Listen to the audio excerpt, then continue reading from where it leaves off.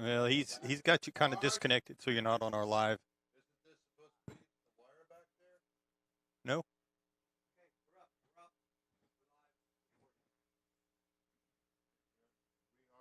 And a pleasant Saturday to you. This is the preview of the preview of the preview.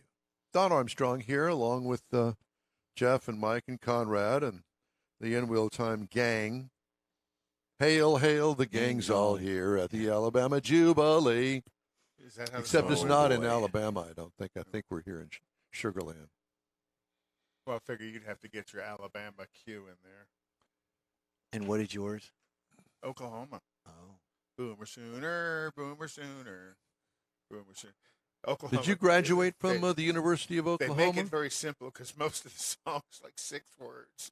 That's it. Did you graduate from that university? I graduated from Oklahoma State, but I was. What happened? Did you flunk out? Yeah, I've always been an OU fan. It was a woman. His wife My graduated. wife graduated. No, from he OU. is a woman. You know, on the Nebraska football team, you know what the N is for on the helmet? Knowledge. Ladies and gentlemen, Jeff Zekin. Don't forget to tip The your waitress. Wizard of Words. Yes. Word salad. You could be vice president. Yeah, good. Of the United States of America? America? What is it? What do you show on iHeart? What do I show? Yeah. Not much. Why? Can't hear me? Nope. Where's the wire? Don't go away, Bruce. I don't know, Mike. We got less than 60 seconds to figure it out. Well, we're good on Facebook. Yeah, I've done nothing over here. Hello, 1-2-3-4-5-4-3-2-1-2.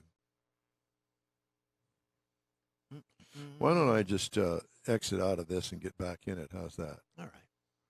We've had this issue before with this You got 30 program. seconds. And rebooting it.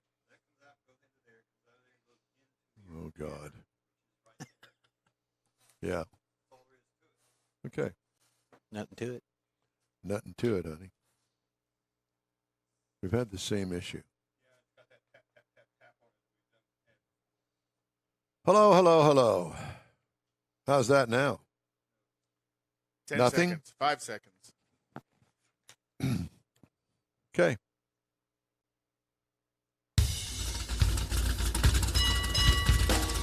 It's the In Wheel Time Car Talk Show, and just ahead, we talk with the 12 Kings Car Club.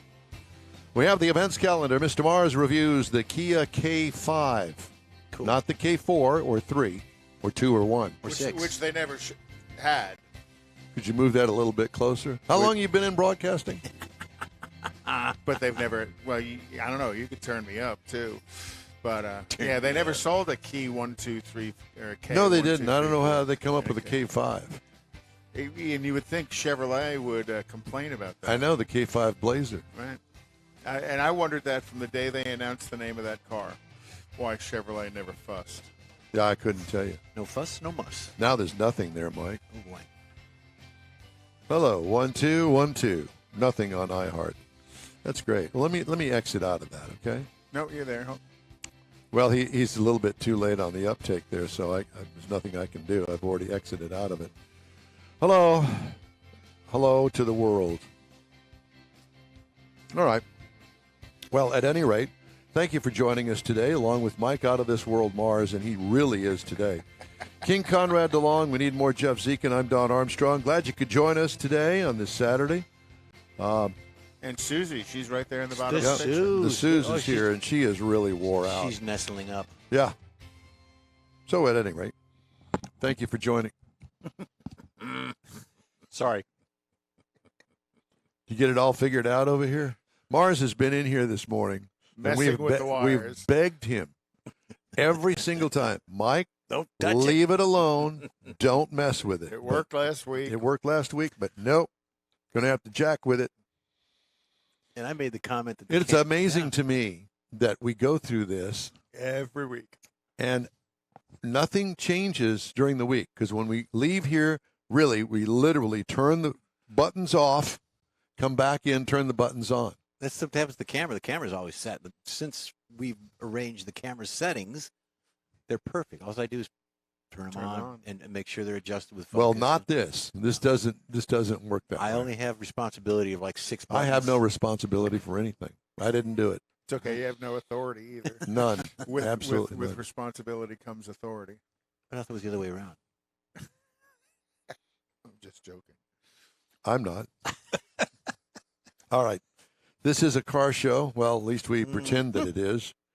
And we usually have a guest. And right this hour, as we speak, we have with us Mr. Bruce Zide, with 12 Kings Car Club. Thank you so much for joining us today, Bruce. Thanks for having me on. Great to be here. Yeah, well, it's good to have you, at least in our headsets. We don't know about the actual broadcast part of this. Oh, we're getting out on social media. It works. Are we? Everything's working. Oh, it's a miracle. My heart's working. Everything is. Wow. Hello, world. My heart's working too. I know. Jeff celebrated his 75th wedding anniversary.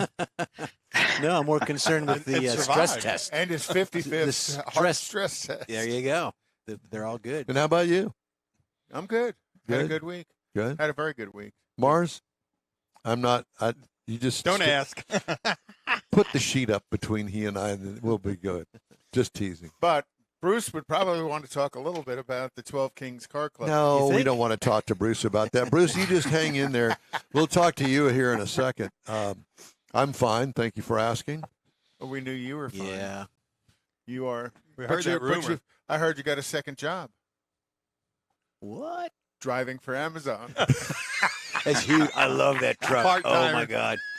The thing is Listen, awesome. I had to worry about clearance underneath the tree this morning when I pulled it in. Well, I noticed you parked on the other side of the driveway, so you'd be long enough. Well, and when I pulled That's in, I thought it was Conrad's new vehicle. And then I looked and there was nothing on the other side, and I saw yours, obviously. And, wait a minute. Yes, I took delivery of the car of the week, which we'll review next week. It's awesome. I love it. It is a three-quarter ton high boy Mercedes-Benz delivery van. Is it a high boy or is it a high boy? It's a hey Hey boy. boy. Hi. What? I like it. I do like too. it. But it, And I like You the have to- color. it's not Amazon gray, but it's kind of this blue gray thing. So It's like a if you're- supervisor's van. It's kind of like the color of the logo Yeah, the for Amazon. logo, the It's smile. kind of like the inverted color scheme. Well, I thought about putting on Candy or Don the Creeper. yeah, Candyman is Get here. your bell out. selling ice cream Yeah, out of it. Right? get the little bell on. Ding, ding, I ding, will ding, tell you ding, what, ding. the inside, it's got the great big snap-in divider panel between the front and the back. Oh, I got to protection. check it out. And so once you're in there, You're in there to stay. yeah. Put a few lounge chairs in the back. Oh, definitely. You know, and It's a Mhm. 3-inch orange shag carpet, put a Oh hook, my God! Yes, and it's got these an walls. that- 8-track player and with a hookah pipe. Jensen coaxial. Gotta have a hookah 6x9s. pipe. hookah. Hookah. Yeah, it would be a bong, is what it would be. It wouldn't be a hookah. I'm not What do you saying think, nothing. Bruce? Bruce, are Hey, you? What do you think? Bruce is going. What did I Well, you get guys are into? losing me there, but Yeah. Well, we're trying to bring you into the inner circle there, Bruce. all right. So, all right. Bruce, where are you? Well, I'm located in San Marcos, Texas. The Oh, color Very in the- nice. Well, we it's wanna- a great place to live. Well, Oh, I yeah, know very we much we so. want to come there. Yeah. Well, we'll have we'll talk about that. Were We got you- a car show we're sponsoring here out here that I think you'd like. Were you born and raised there? Oh my gosh, no, I'm a long way from where that happened. And I'm from Canada originally. Awesome. Oh yeah. Awesome. Oh yeah, eh? Where at Canada? I was born in Calgary and then spent quite a few years in Vancouver, then moved down to Houston and bounced up here to San Marcos, I'm Texas. hoping that you're. Calvary is like Canada's Texas, though, isn't it? Very similar. Yeah. Yeah, it is, except we got some mountains closer by, but yeah, And very culturally the same, I'd say. and Vancouver is very much like United States is Seattle. The Vancouver Exactly. connects. Exactly. You know, a little eccentric, but stunningly beautiful city. I've been to Vancouver. Mike, Yes. Mike is our resident Go back hoser. in a heartbeat. Mike is the Beautiful place. Mike is the resident hoser. What? Now you're speaking to you're going back to Bob and Doug McKenzie. Exactly. Yeah. That's what I'm thinking. Now you guys speak the language. Yeah, you're in. Well, that's good to know. So okay, how did 12 Kings get their name?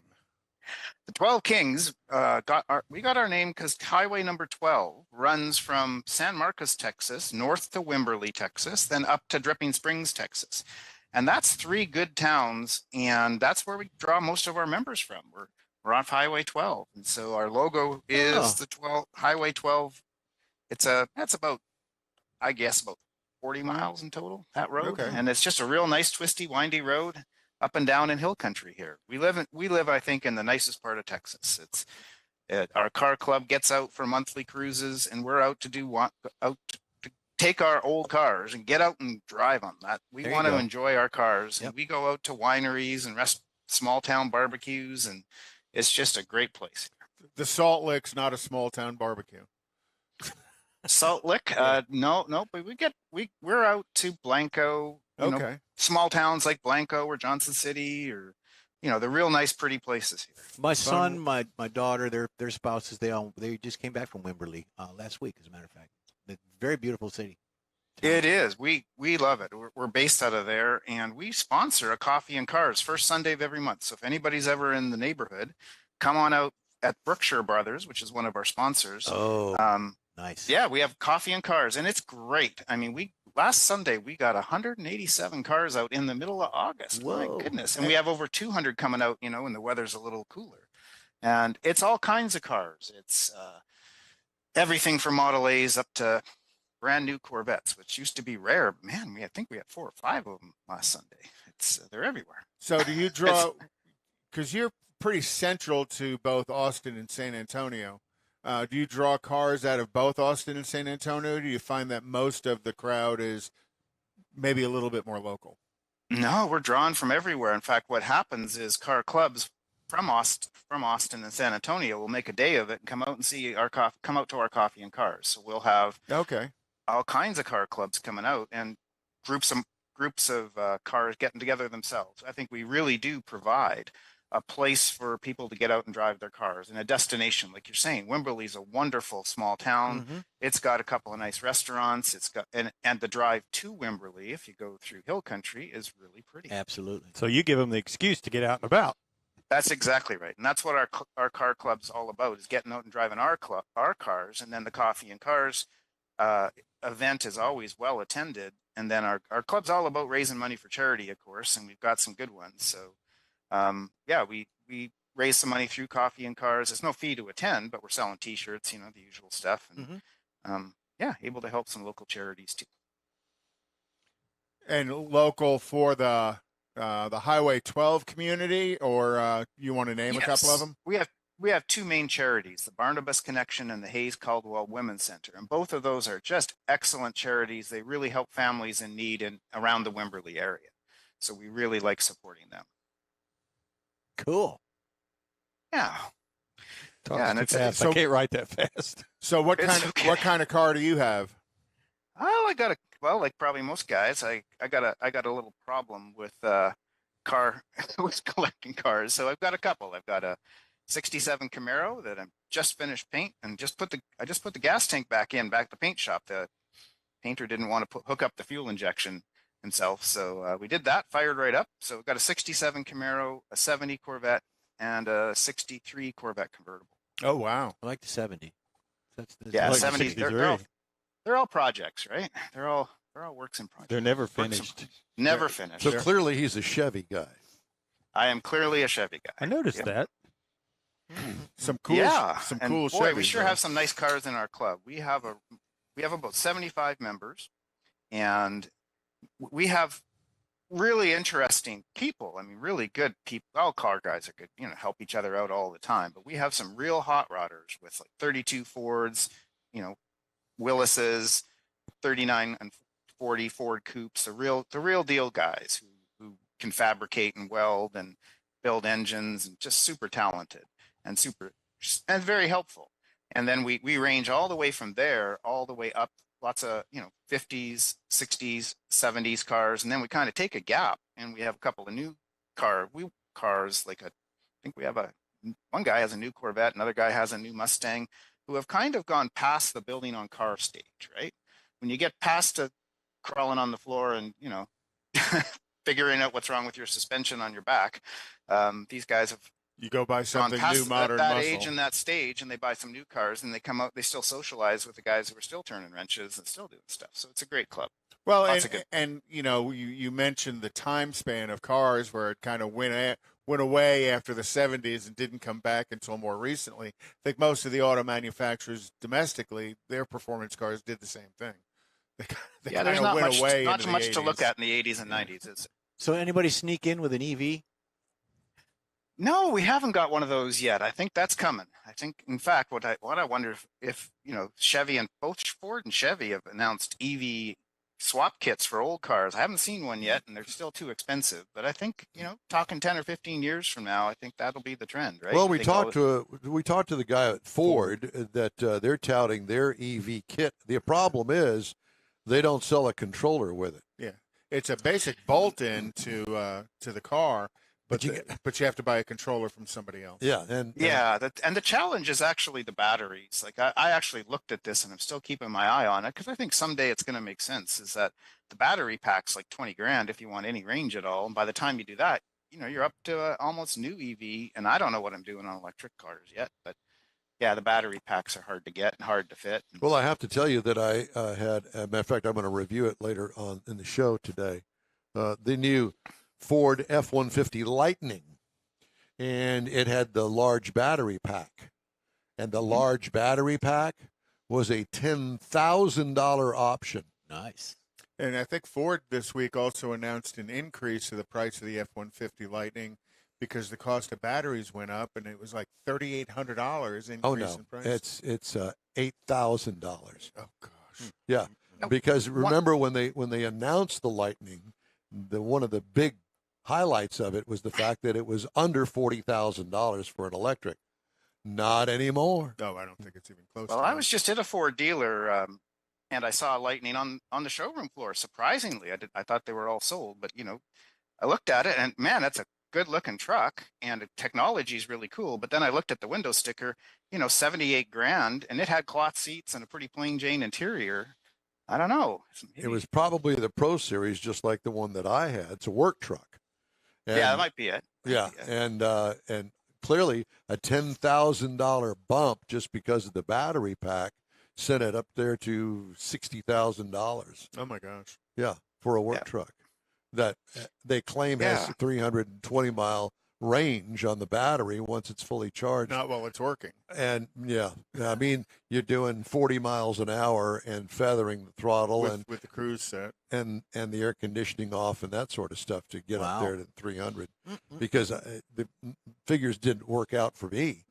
I mean, one trip from my house to work and back was 70 miles, and it sucked down about 80 miles worth of charge. Of course, I was doing 75, but still. Yeah, but you were going with the traffic flow. You Correct. had to go that fast to keep from getting run over. Right. Quietly. Yeah. Quietly. And Quietly I mean, making noise. don't get me wrong. I love the truck. It was great. Oh my God. The acceleration, it'll set you back in the seat. That was not adjustable, by the way. It was only adjustable forward and backward. I kind of felt like I was back in the 1960s when there was no electronic control for the seat. None. Go put a King Ranch interior in it and add that on top of all of it. So you're talking at least $120,000. So, Bruce, when's your next meet? Our next meet we have this Coffee and Cars first Sunday of every month in Wimberley. And then the next thing we're doing for a meet is I think we're sponsoring, and we go out and do the traffic control and judging for one of the best car shows I've ever been to, which is called the Rolling Sculpture Car Show. It's got its own webpage if anybody wants to look it up. It's October 16th at the Hill Country Galleria Mall, which is a beautiful outdoor mall. And there's hundreds of cars that show up from all over Texas. And so I think if any of the listeners are looking for some place to go, October 16th, come out and do that car show. There's so many cool cars. It got interrupted by COVID, of course, but the last time, and this year it's October 16th, but last time I was there, we were judging, beautiful 34 Cadillacs, and there was a, that 30, I can't remember what year it is, 34, 39 Bugatti. There was a replica of that. And oh my gosh, it was beautiful. So all the way up to lots of, again, 60s and the normal stuff you see of all the muscle cars that we all love. But yeah, that's a great show, and it goes again promotes a good charity, the Bee Cave Library, which does a lot of good work too. So yeah, that car show is really good. So that's our next event that we're sponsoring. So is that one that you got to register for? You do have to register for it. Yes, I think you can do and you can do same day registration if you're coming out and show up. So it's a 1 day event, or It's a 1 day event. Okay, Yep. so it's nothing October like 16th. a drive-in where folks have to stay lodging and all that stuff. Yeah, if you're coming up from where you guys are, you just have to get a hotel for that night, or drive up in the morning. If you get up early, you could do it. There you go. It's not that far. Yeah, No, yeah, No, it's not that far, and a beautiful shopping mall, outdoor beautiful shopping mall. So the venue's really good. Yeah, but if you're going to drive up to Wimberley, through You're all gonna the spend nice the little, night, you're 'cause gonna Wimberley's got- stop at all these yeah. nice little towns. There's a lot of bed and breakfast. exactly. So you're going gonna make a couple of day event out of it. Yeah, you could come up for a weekend and see Wimberley. This Hill Country one's I think in Bee Cave, which is just Oh yeah. outside Austin. Yep. But it's a great event. So that's our next event. And again, monthly car cruises. If anybody is in Hill Country, come out to Wimberley, come meet us on a Sunday. And yeah, we're at about 75 members now. We've grown quite rapidly. I think people just have fun in our club and get to meet people, like-minded people, and do some good work for charity. It's all good. Well, Bruce, it sounds great. Thank you so much for joining us this morning. 12 Kings Car Club. Cool. Got Hey. the first Sunday of the month. Bruce, could you turn a little bit more, your shoulders a little bit more? The camera can't quite see all See your the logo. logo. There you go. There we go. That's what There's we're the looking logo. for. Yep, 12 King shirts. Yep, we got the swag going. All right. Well, you stay in touch with us, and we look forward to meeting you soon face to face. Yeah, come on out. We'd love to see you. Thank you. Bruce Van der Thanks, Zyde, Bruce. 12 Kings Car Club. All right. Time now for the events calendar, Mr. DeLong. Well, over the next couple of weeks, there's going to be the Chick-fil-A in Magnolia is going to have their first annual Fast Cars and Freedom Car Show. Now, is this the cruise-in you're doing, or are you doing Calendar. the events? the events calendar. Events calendar. Events calendar. Okay. So this Because is, I always this get is scolded stuff, for this saying is stuff in the future. Events is or Today. Cruise in is stuff that's today and tomorrow. Okay. So Just want to make sure. That Okay, your time's up now. the 12 Kings in Wimberley is coming up at the first of the month in September. Also on the 5th, Labor Day weekend, is the 3rd annual Bike and Car Show in Rosenberg, Texas. September 10th is the 5th annual car show at Lake Church, and that starts at 9 a.m. The Feed the Bug Show at El Jardin Beach, September 10th. The Classic Car Show in Hockley starts at 10 a.m. on Saturday, September 17th. Sunday, October 9th, the Hot Rod Madness at the Rocks Sports Bar and Grill off of Louetta. Wow. Back to you, Don. Have I been kind of poking the bear this morning? No, not at all. Not enough. You're always the diva. Yeah, This isn't any different than any other. You're right. Any Depends other on day. what kind of color shoes he's wearing. That's right. Yeah. Right now, I've got on the black loafers. Anyway, time now for this hour's car review. Mr. Mars had a chance to drive the 2022 Kia K5, and we had a discussion before we went on the air this morning. K5, do you think that Chevrolet went, shall we sue them or not? Yeah. Because- Can we make their life miserable? Because you remember it used to be the K5 Blazer. Oh yeah. Yeah, not anymore. It's a And car. they had a K9 also, that's a much bigger car than what the K5 is. I had a little brown one with spots. Yeah, yeah, yeah. I got tail. one. I got one sitting right down there. The old Okay, so Go what we're ahead. talking Find a about place to now edit this. is the 2022 Kia K5. We happen to have the GT trim level and front wheel drive. It's available actually in an LX, an LXS, a GT line, an EX, or the GT. So we have pretty much the top of the line. Now this is a mid-size sedan, so that kind of gives you an idea about how big it is. It is smaller than their K9. Now this vehicle was first introduced in 2021, and it's actually a replacement for the Optima, which was Cool little car. fairly popular car, and it's got some sporty styling. We've got the sloping profile lines on it, so it's very Good. stylish, if you will. Very good looking car. And it comes with the automatic on headlights, their LED daytime running lights and rear tail lights and the headlights, and it's got all the good things that you would want with a sporty looking midsize sedan. Now, it does have an acoustic front windshield that contributes a whole lot to how quiet this thing is. It's remarkably quiet on the inside. Had the panoramic sunroof that we kept closed in the 110-degree heat, rear spoiler, and again, it's kind of got a nice sporty styling to it. Now, you get on the interior, and I think this is a very user-friendly layout and design. Got leather seating with memory, heated in the front and ventilated in the front. We had the optional 10.25 screen in the center stack there for all the controls on everything. And it was kind of the way they've got it set up to get into the CarPlay and stuff. You've got to wire it in. You can't just do it wireless, hook up to it. You've got to actually plug into the USB if you want to get into Google CarPlay and do all that good stuff, which is okay. But it just seemed kind of weird with everything else that they had in there that you had to back up to do that. Premium Bose audio system. It had the wireless charger, which again is why I thought it was kind of weird that you actually had to use a USB to get to the Google CarPlay. So it also had the GT interior package, so it had some different logos and things on it. 16 cubic feet of trunk space in the rear of it. It's a nice size, particularly for that size of vehicle. Now, under the hood, it was a 2.5-liter inline-4 turbo with 250 horsepower, 311 pound-feet of torque. That's pretty good. Pretty quick. 8-speed automatic transmission, the dual clutch setup. And the EPA says you should be looking for 24 in the city, 32 out on the highway, 27 combined. Now, I got 26.3 across 324.5 miles the week that I had it. And again, it's pretty quick, got a lot of smooth power. I love the tranny combo with that engine because it wasn't searching for anything. It was where it wanted to be.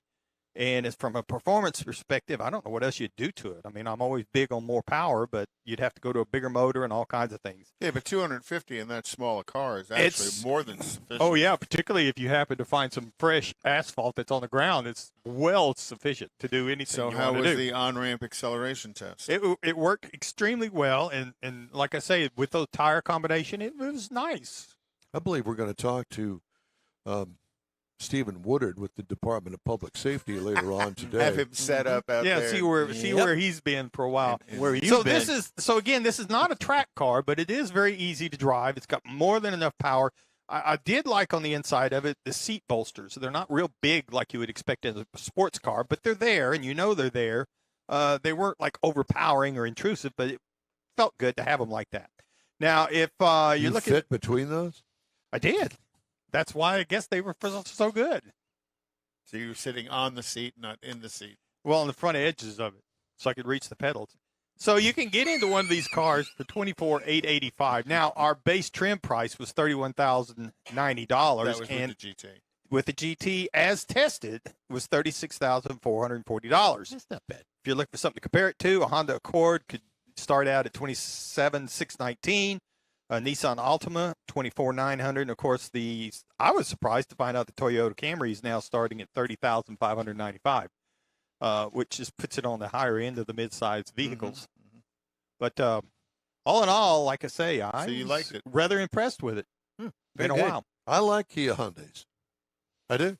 Kia Hyundais. The sister car, sister brands, because they actually share quite a bit of mechanical stuff. We do. Yeah, they've got good styling. Kind of like Oldsmobile and Pontiac. Oldsmobile, Pontiac, Buick, all shared lots of stuff. All right. Well, it's time to move on now. And I wanted to remind you before we did that the In Wheel Time Car Talk Show is available 24 hours a day, 7 days a week through the iHeartRadio app. Just look in on In Wheel Time Car Talk.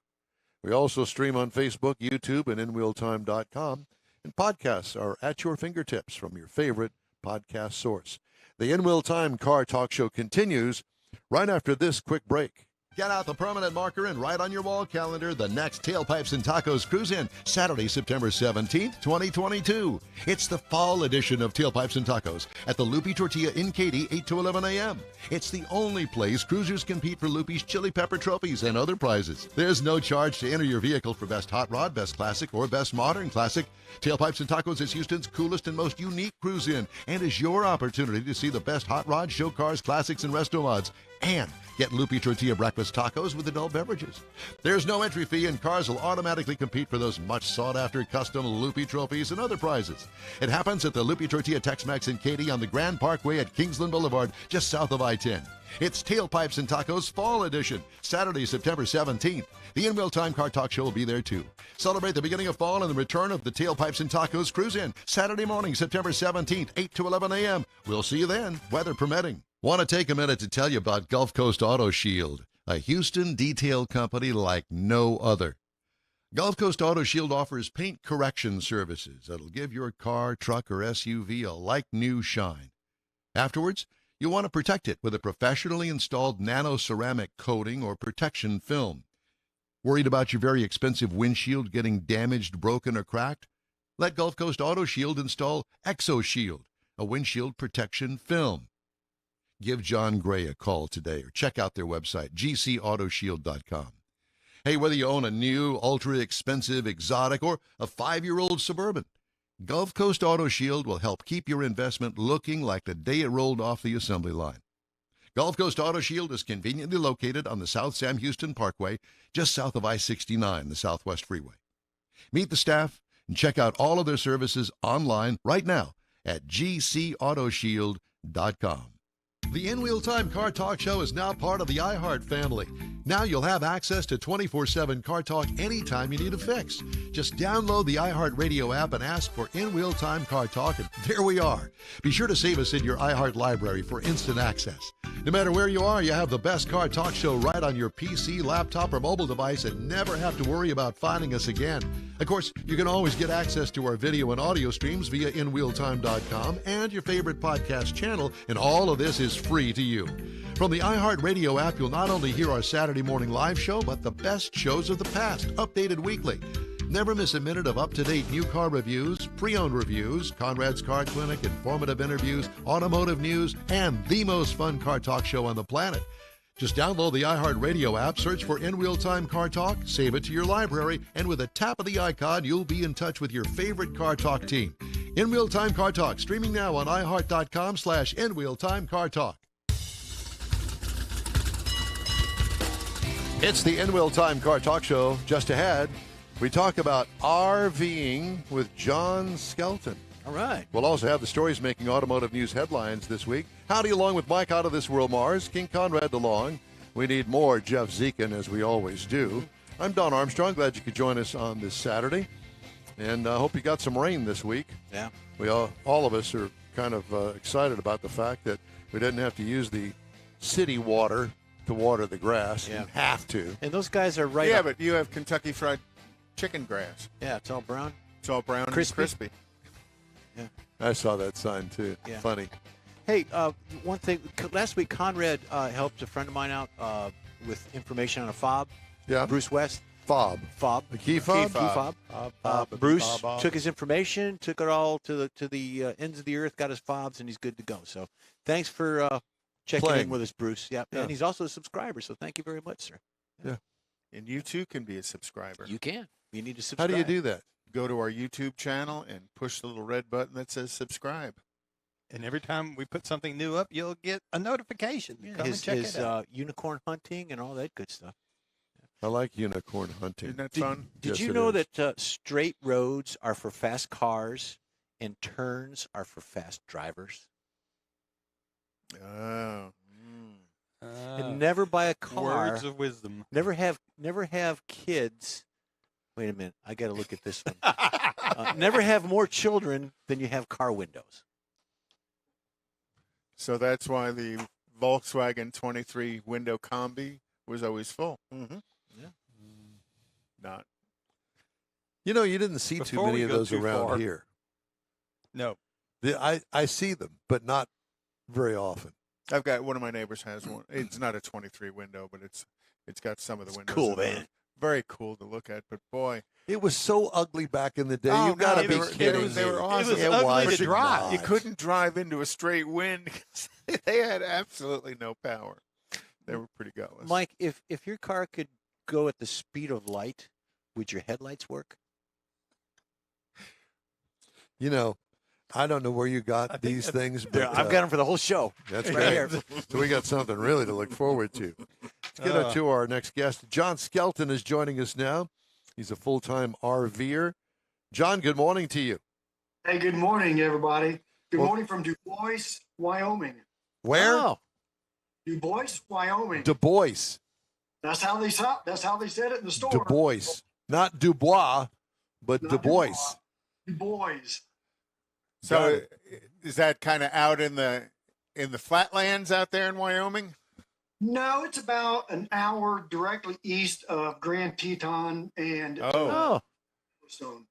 beautiful country. mhm. Oh, Yeah. it's amazing out here. It's just absolutely amazing. It's not like it is in Indiana.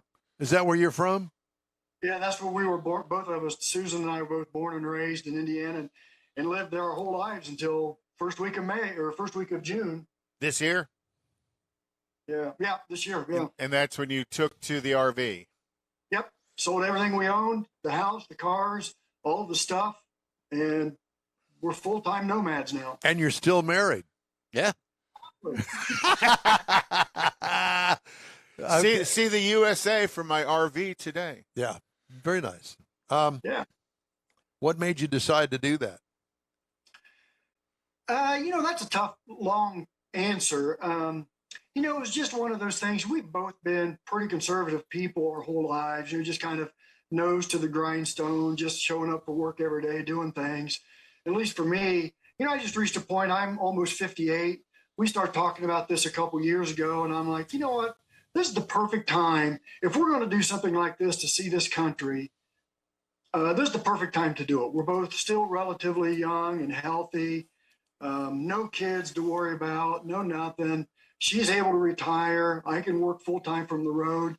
This is just the perfect time to go out and see as much of this country as we can see for as long as we want to do it. So what are you driving? What is the RV? Is it a, I don't know what they call it, Class B or? Well, is it a fifth wheel or is it a tongue hitch?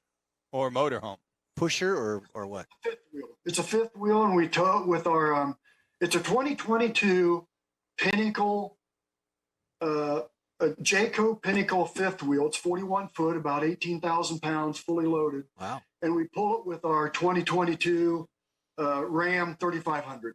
And how's the Ram pickup for towing that thing? Oh my gosh. The most dangerous thing about using that Ram to tow this with is sometimes you forget that you've got a 9-ton, 41-foot camper behind you. I mean, it's just terrific. Well, I wouldn't call it a camper. I'd call it a house. Oh yeah, very much so. Well, it is big, 41 foot. I don't know how square foot it is. Maybe, I don't know, 320 square foot probably. But How many slide outs do you have? We have 3. And I assume that when you get to where you're going, you outboard all 3 of them.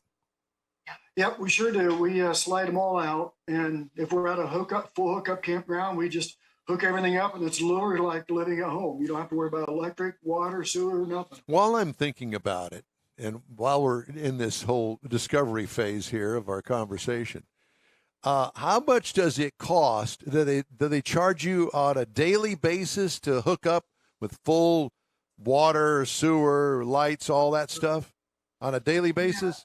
I mean, every campground can be different. So you can have full hookups, which is the water, sewer, electric, or you can have no hookup. So you just pull in and you're self-sufficient with whatever you brought is whatever you have, and so, or somewhere in between. And so every place will charge you differently. The less hookups you use, the cheaper it is on a daily basis. Now, if you stay someplace for a month, sometimes you can get a discount if you stay there for a full month. But yeah, it's a daily charge for whatever you use. So have you been just doing overnights and pull up stakes and head out the next day, or? No, we have to, because I work full time. So Monday through Friday, I'm working full time here in the camper. So really the only days we could travel would be on Saturdays and Sundays. So we stay for at least a week everywhere we go. How much, I'm not trying to press you on this issue, but I mean, I have absolutely no clue. How much would it cost to stay? How much do you pay where you're staying at right now? That's what I was going to say. This was, we stayed here for 2 weeks. And I think it was, and I can't do this math in my head, but it was, I think we paid like $700 for these 2 weeks, or maybe It's about it was- $50 a day.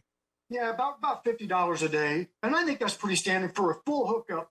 For a full hookup place, that's pretty standard. Now, if you go to a city or a state park or something like that, you might get it for half that. And if you go to BLM land, where you just what they call dry camping or boondocking, I mean, it's free. You just pull out there and you're free. But even So- at $50 a day, the range of what you could pay is going to vary by not just the hookup, but also by the amenities that the RV Right. center has. Because I Right. imagine just like hotels, you can get a value hotel, a fair hotel, and you can get the Yeah, good, better, best. the Yeah, you really can get- expensive You can hotels. get what they call resorts, and those resorts will have beautiful pools. They'll have the playgrounds. They'll have putt. They'll have. It's a really, really, and they'll have big, beautiful, pull through sites with all the amenities. I mean, they're beautiful, but they can also So- cost you $100, $120 Yeah, a day. that's what I was thinking. When you pull into a site like that, do you drop the home and then use the 3,500 to tootle around town? And the second part of that is, do you both share the driving when you're on the road? The first answer is yes. The second answer is no. No. Oh. So yeah, we'll unhitch, level up, get everything hooked up, and then we use like when we were driving back and forth from Grand Tetons and Yellowstone, we just did that obviously with just the truck. But Susan doesn't want to drive the truck just yet. Well, I was Just going to ask Susan when she said the worst part of it is when you drive. That's I didn't the say most that. dangerous part. There you go. So how does if you guys want us to continue to be happily married, you won't do that. so how does the Ram pull a 41-foot, you said about 9,000-pound trailer through the hills? About 18,000 pounds. 18,000. Oh, excuse me. How does it do dragging it through the hills as It you're? does really good. It does really, really well. Like I said, if you don't look in your side mirrors, or in your rearview mirror, sometimes you don't even know what's back there. I mean, Wow. that truck just pulls it like a champ. I don't even think it breaks a sweat. So from when you pull into a lot somewhere, at whatever campsite you're pulling into, how long does it take you to fully expand and set up and be ready to go, including if you're hooking up? Yeah, that's pretty easy. That doesn't take us a lot of time at all because, it has this automatic leveling system. So when you get in there, so by the time I get it backed in or pulled through, depending on what kind of site it is, to the time we really have everything set up and ready to go, I mean, it can't be, 20 minutes to half an hour? Oh wow, that's Yeah. that's way shorter than I want to know. I want to know about those first few campsites that you guys wound up in. Were the nerves a little frayed at the end of that? Were all of the neighbors out there watching you and looking and whispering underneath their jackets, going, "Oh my God, I can't believe he just did He's that." a newbie. Did you have visions of Robin Williams and dancing Yeah. through your head? Is 62-point turn? To give you a little bit of background on this, prior to pulling this, like I keep saying, 41-foot, 9-ton trailer, prior to this, the only thing I'd ever pulled in my entire life was an 8-foot U-Haul on the back of an Yeah, Explorer. right. Oh wow. Okay? And I'd never done any backing, never done any of that sort of stuff. So I went right into the deep end. So the first few sites that we reserved were pull through. So there's no backing involved, right? Plan ahead. I just pull on through and just make sure you get it set up that way. The first back-in site was in Kansas, at a state park in Kansas. I wouldn't say that went flawlessly, but we got it done. Do people watch? Probably, yeah. I mean, I know we do when somebody pulls in. Heck yeah. All I can think of is that boat ramp that Exactly. in my first boat that I had, the boat ramp. Oh my God! First of all, just getting the boat down into the water and not having the pull vehicle go down in there with it. And then everybody standing around with their arms folded, just not saying a word, Well, just because they're all watching. upset because they're waiting Yeah. for you and they're wanting to drop their boat and you're in the way. Oh my God! I can only imagine. I'd be so embarrassed. I think I'd have to wear some sort of disguise. Not that I don't, anyway. Shirts that There are also shirts that some people will get that say, like for married couples like us, will say, "Hey, sorry about everything I said when I was backing up." You know? because we use walkie-talkies, and sometimes those bleed over. You know, some people can be on the same channel, so you might hear, you know, somebody else's thing, and they can hear us. So, but you know, so far so good. We haven't had any real. I don't think we've gotten frustrated with the other person. You know, when I'm backing up, I mean, I've only had to back in. Well, this here was a back in site, and then the one in Kansas was a back in. The one in Kansas was pretty tricky for my very first one. I mean, it wasn't that the site was so skinny, but there were so many branches hanging down.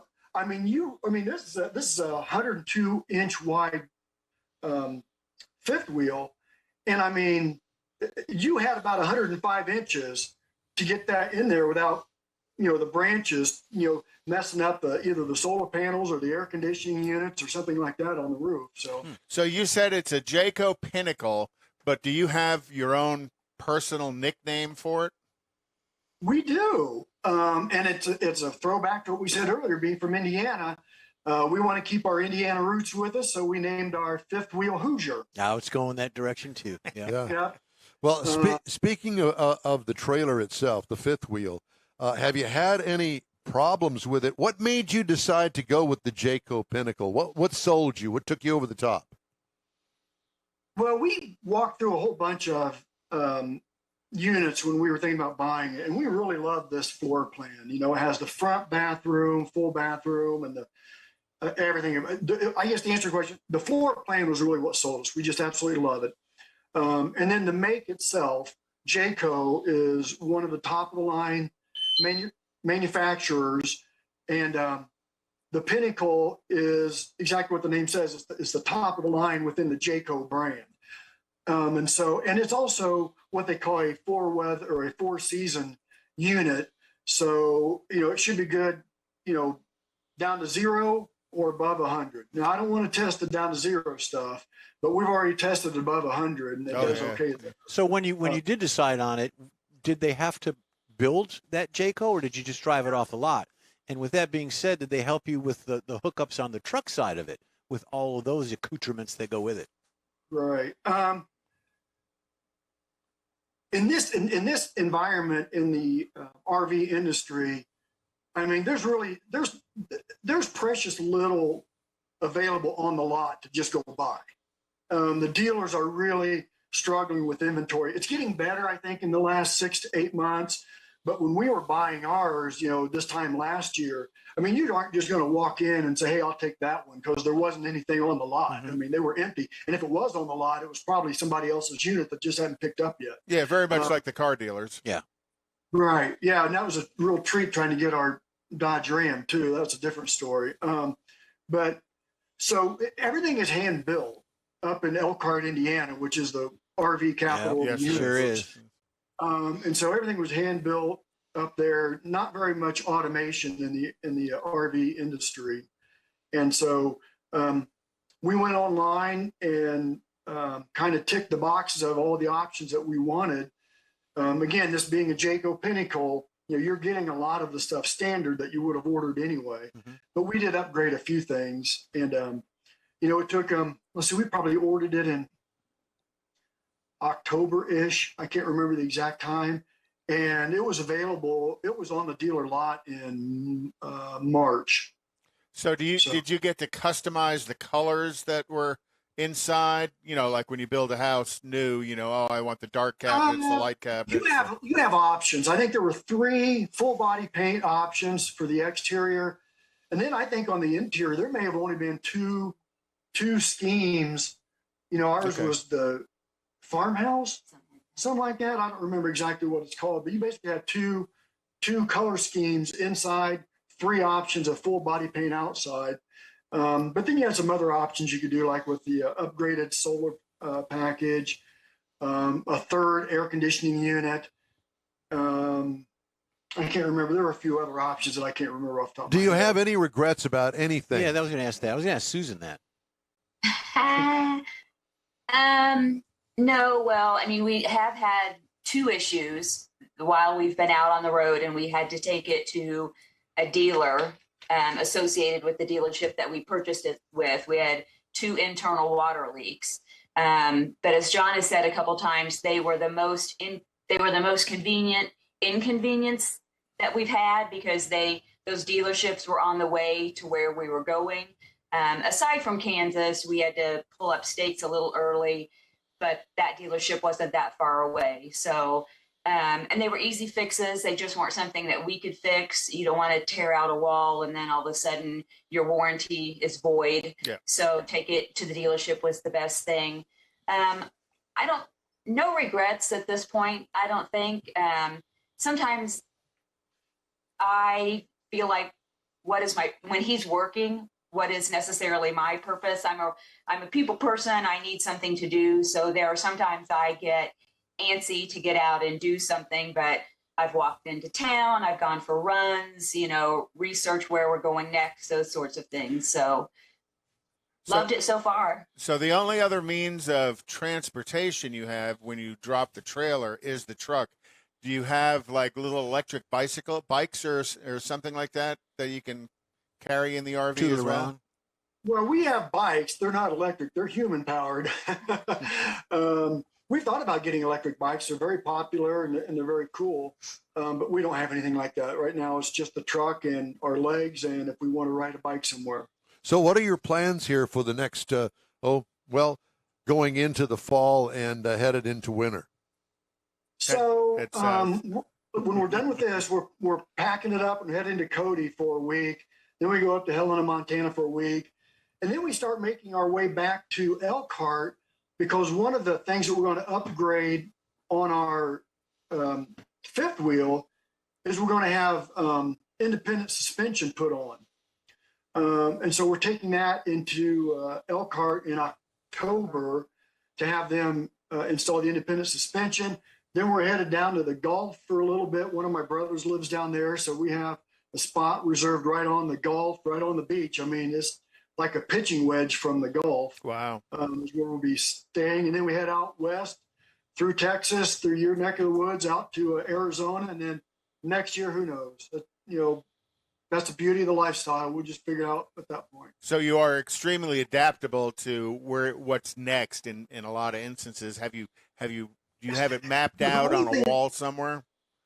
The only thing that keeps us from being too adaptable, again, is the fact that it's, RVing has become so popular that some of the really, really nice places that you want to go to book up pretty fast. Like for next year, for instance, I already booked a 3-week spot up near Glacier. And I think there were 3 spots left. And I made this reservation 2 weeks ago. Isn't that like somewhere north Montana, isn't it? Glacier National? Yeah, that's clear up north of Montana. In fact, it bleeds over into Canada. Wow. Well, what do you do for groceries? Walmart, baby. Walmart. Well, Gotcha. and this place has Du Bois has they have a local grocery store that I think is a local owned one. We went in there, and that's where we've been getting stuff. That's where I got my elk burgers, my buffalo hot dogs, and all the other stuff that is fun to do. So get a lot of the local stuff. Yeah. We try to. And what do you guys do for mail? Good question. Livingston, Texas is our mailing address. So there's a service out there for people like us that don't have a permanent address. And so I think we pay them $100 a year or something like that. And everything that we want can go to Livingston. We call them whenever we want it, and they'll send it to whatever RV park we happen to be at. So you show that Livingston address as your home address. Home base. Let's say one of the, a government agency, your driver's license and all of that gets mailed to that address. Eventually, that's what's going to happen. We haven't done that yet. I mean, like my driver's license and hers is still Indiana. Okay. I don't think I've changed my W-2s or anything like that. Well, you can't get a new driver's license every state you go into. So one of them's got to be. So do you still permanent. show Indiana, or do you show Livingston, Texas as your? Well, my driver's your license residence? is still Indiana. Okay. But eventually, in fact, I was looking at that this week. We do need to migrate to being actual Texas residents. I mean, because we got to vote, we got to pay taxes, we have to get vehicles registered, Right. insurance, That's- all those things That's where my question require some sort of a place, a domicile. And so we are transitioning over to Livingston, Texas, and it's called Escapees. That's who we're using. And Escapees is very, very common in the RV industry for things like this, for getting mail, helping you establish domiciles. South Dakota, Texas, and Florida are the big three states that the full-time nomads choose to domicile. and a convenience of no state income tax in those 3 states. You don't that pay is it certainly a anyways. factor. That is a factor. They won't have agents keep up with them. They're on the move too much. Yeah, maybe we all talked about what we regret. Let's go back somewhere else. Let's go to another topic besides taxes. Well, it sure is good to talk to you guys, and thank you so much Pretty for interesting. educating us in Absolutely. RVing full time. Having Hey, us into your home. Do us a favor. Sometime in October, when you make it back to Indiana, what are you going to do in Indiana when the RV is getting its a suspension upgrade? Well, we have a lot of people we know in Indiana. So when we're done with that, it's going to take us a while to get through the state of Indiana because we'll make 3 or 4 stops, just to catch up with people, family, Sure. friends, and things like that. So, Well, we wish you the best of luck. Do us a Thank you. favor and give us a call again, and let's check in on you and see how things are going as we Absolutely. approach Christmas. sure, absolutely. Be happy to come back and join you guys again anytime. Thank you. You bet. It's been a real pleasure. We enjoyed both of you guys, and good luck. Thank you very much. Drive Thank you. safe. How Cool. fun! Yeah, Cool. really. It's kind of like you. You leave the house on Monday and don't come back till when? Friday? Well, this week was Friday. Usually, That's I come if they back let 'em. Thursday. Yeah. They let Yeah, you back. But in. I mean, to say, oh well, honey, let's go to Yosemite National Park this month. But You we're in know, and then Orlando. We'll go to pick up and go. Go to Yellowstone. All of those places But you the could go price see. of gas, diesel, whatever it is, to go from here to Well, there. I think that change happened after his plan began. Well, and So, they- Thank you, Brandon. they have a plan, and that's the whole point. You got to have a plan in order to work through that. All right, time now for some of the stories making headlines this week around Some the globe. humdingers out there, aren't there? Huh? There's some humdingers. out Humdingers. there. Oh, they certainly are. Jaguar F-Pace being recalled, 2122, improperly illuminated rear turn signals.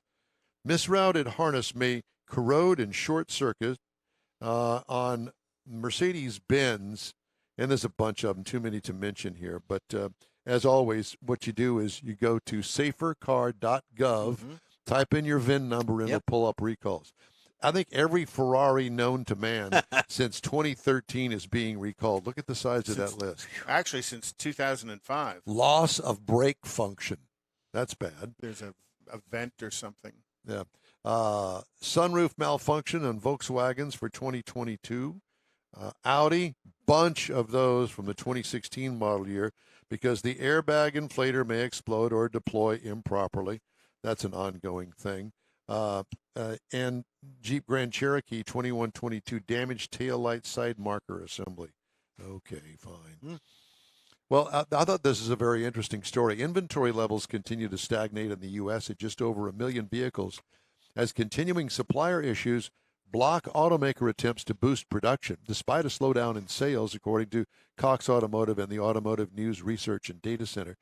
Cox estimates in its most recent survey that inventory declined in July to 1.02 million vehicles, down by about 98,000 from where it stood a month earlier, and marking the 7th consecutive month that inventory has stayed between 1 million and 1.1 million.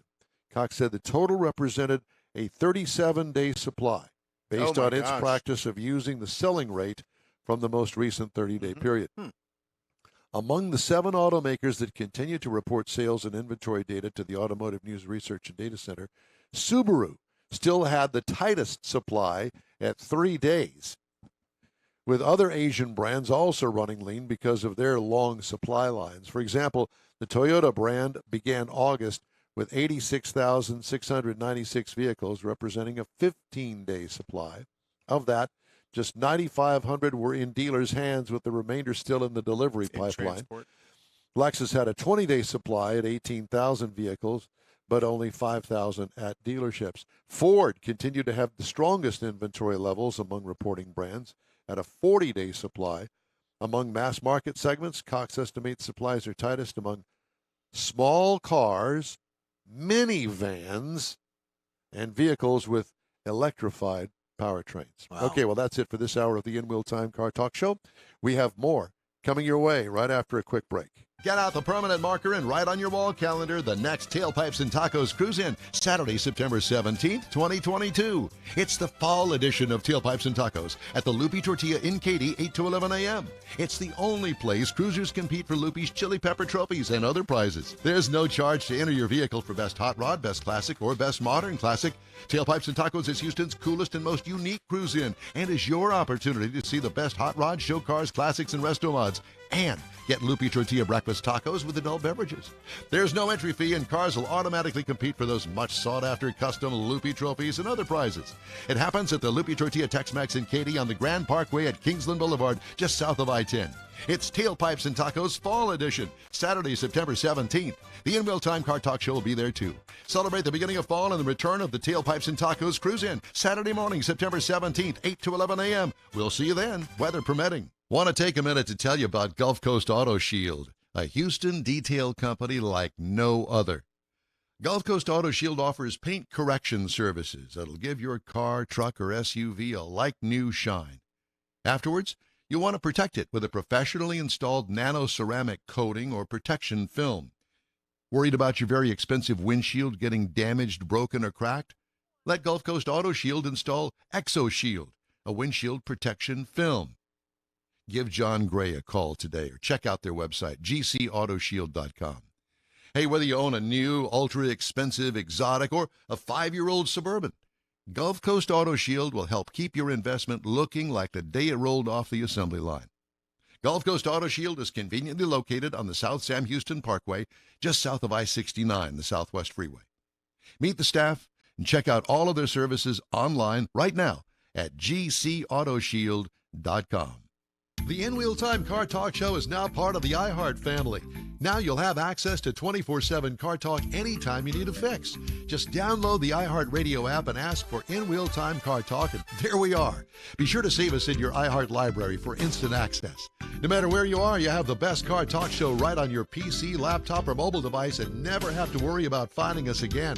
Of course, you can always get access to our video and audio streams via InWheelTime.com and your favorite podcast channel, and all of this is free to you.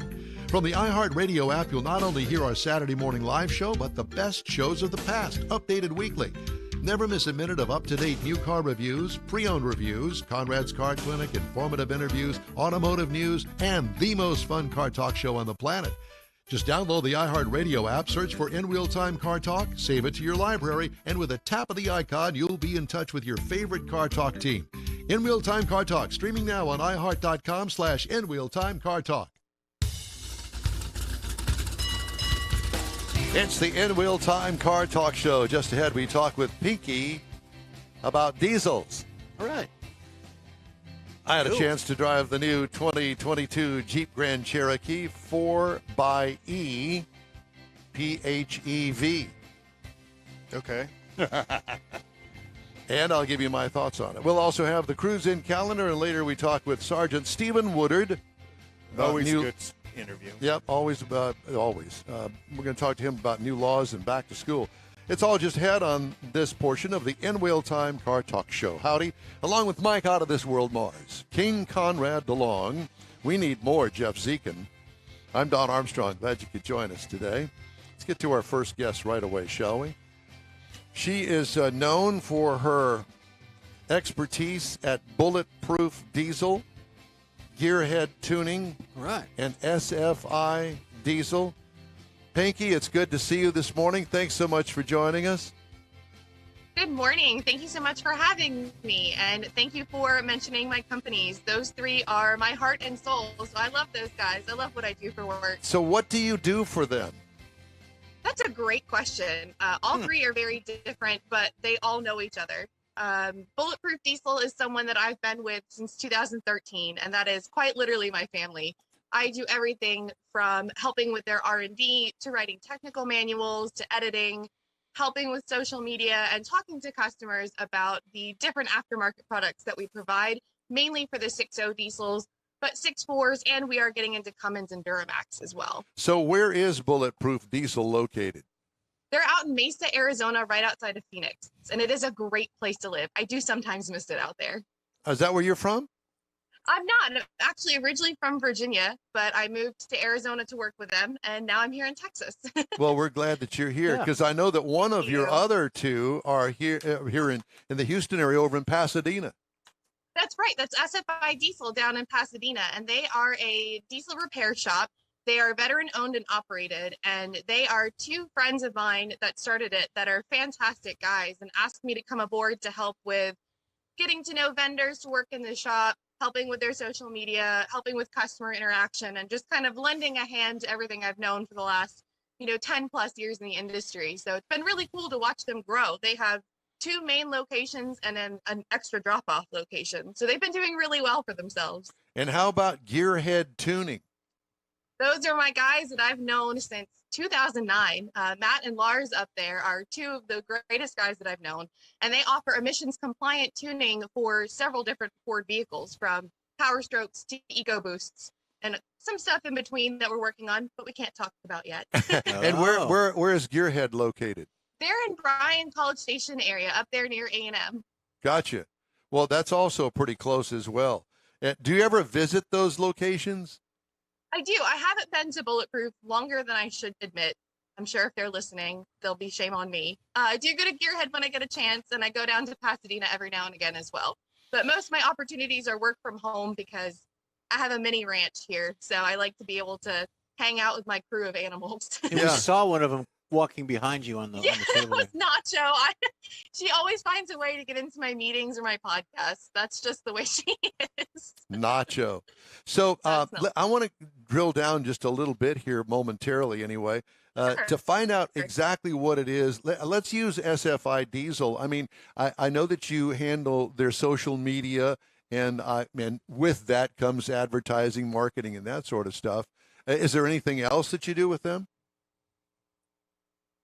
I mean, a little bit of everything, really. It's a lot of the vendor interaction. So getting parts, making, I guess the best way is to bring everyone together, right? We want to make sure that we get the right parts, the right people. They're building a shop truck right now to take to shows and everything else. So it's getting the right parts, getting the right connections, and most of the people that are in the industry I've known for a while, which is amazing. Great people to get to know. So, and it's kind of nice to bring everyone together. I have to ask, what got you into diesels? First of all, a girl in automotive is different. Yeah. But now you're all over here in diesels. I mean, With talk 3 of- different companies. Yeah, exactly. That's a really great question. It's kind of a roundabout answer. I went to school for biology, and I left Virginia to work at Texas A&M University to run a bioorganic chemistry lab. And when I moved myself from Virginia to Texas, I bought a 6.0, and I said, well, I'm going to be 1,500 miles from home. I need to know what I'm doing with this thing. And I started doing research, joined the forums, asking questions. And the best way to understand is to be able to reteach what you're learning. So as I learned and got better at understanding, I helped out where I could, because that's how I learned.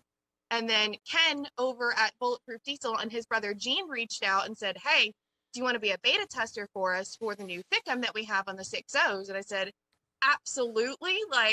Yeah, especially because mine was going out at the time. And then they said, hey, we really like your vibe. We like what you're doing. Let's bring you out. And I dropped everything in Texas and moved to Arizona. Oh, how and cool. that was it. I just kept going with it. And I got to know so many people in this industry, incredible people. It is a great family. And I can't imagine doing anything else at this point. And now you know us. Now you know us. now I know you guys. Yes, Well, it's so- amazing. So you don't physically do any work on any of the diesels, do you? Not anymore. When I was at Bulletproof, I was made to put all my own parts on. If I wanted our Okay. new mechanical fan clutch to go on the 6.0 that replaces the electronic one, I was told, go out in the shop. You want it? Go put it on. That's how it usually went. And I mean, most of the time I can do stuff, but I'm kind of at that point. I feel like we all get to a point where like, I'll have somebody else do it. Oh yeah, for Yeah. sure. It's sort of like you, Conrad. You don't do anything until you have to. That's exactly right. Well, there's all the guys are looking at me going, well, how do you know this person? Well, I want to start this segment of our conversation with just a little audio, if I can.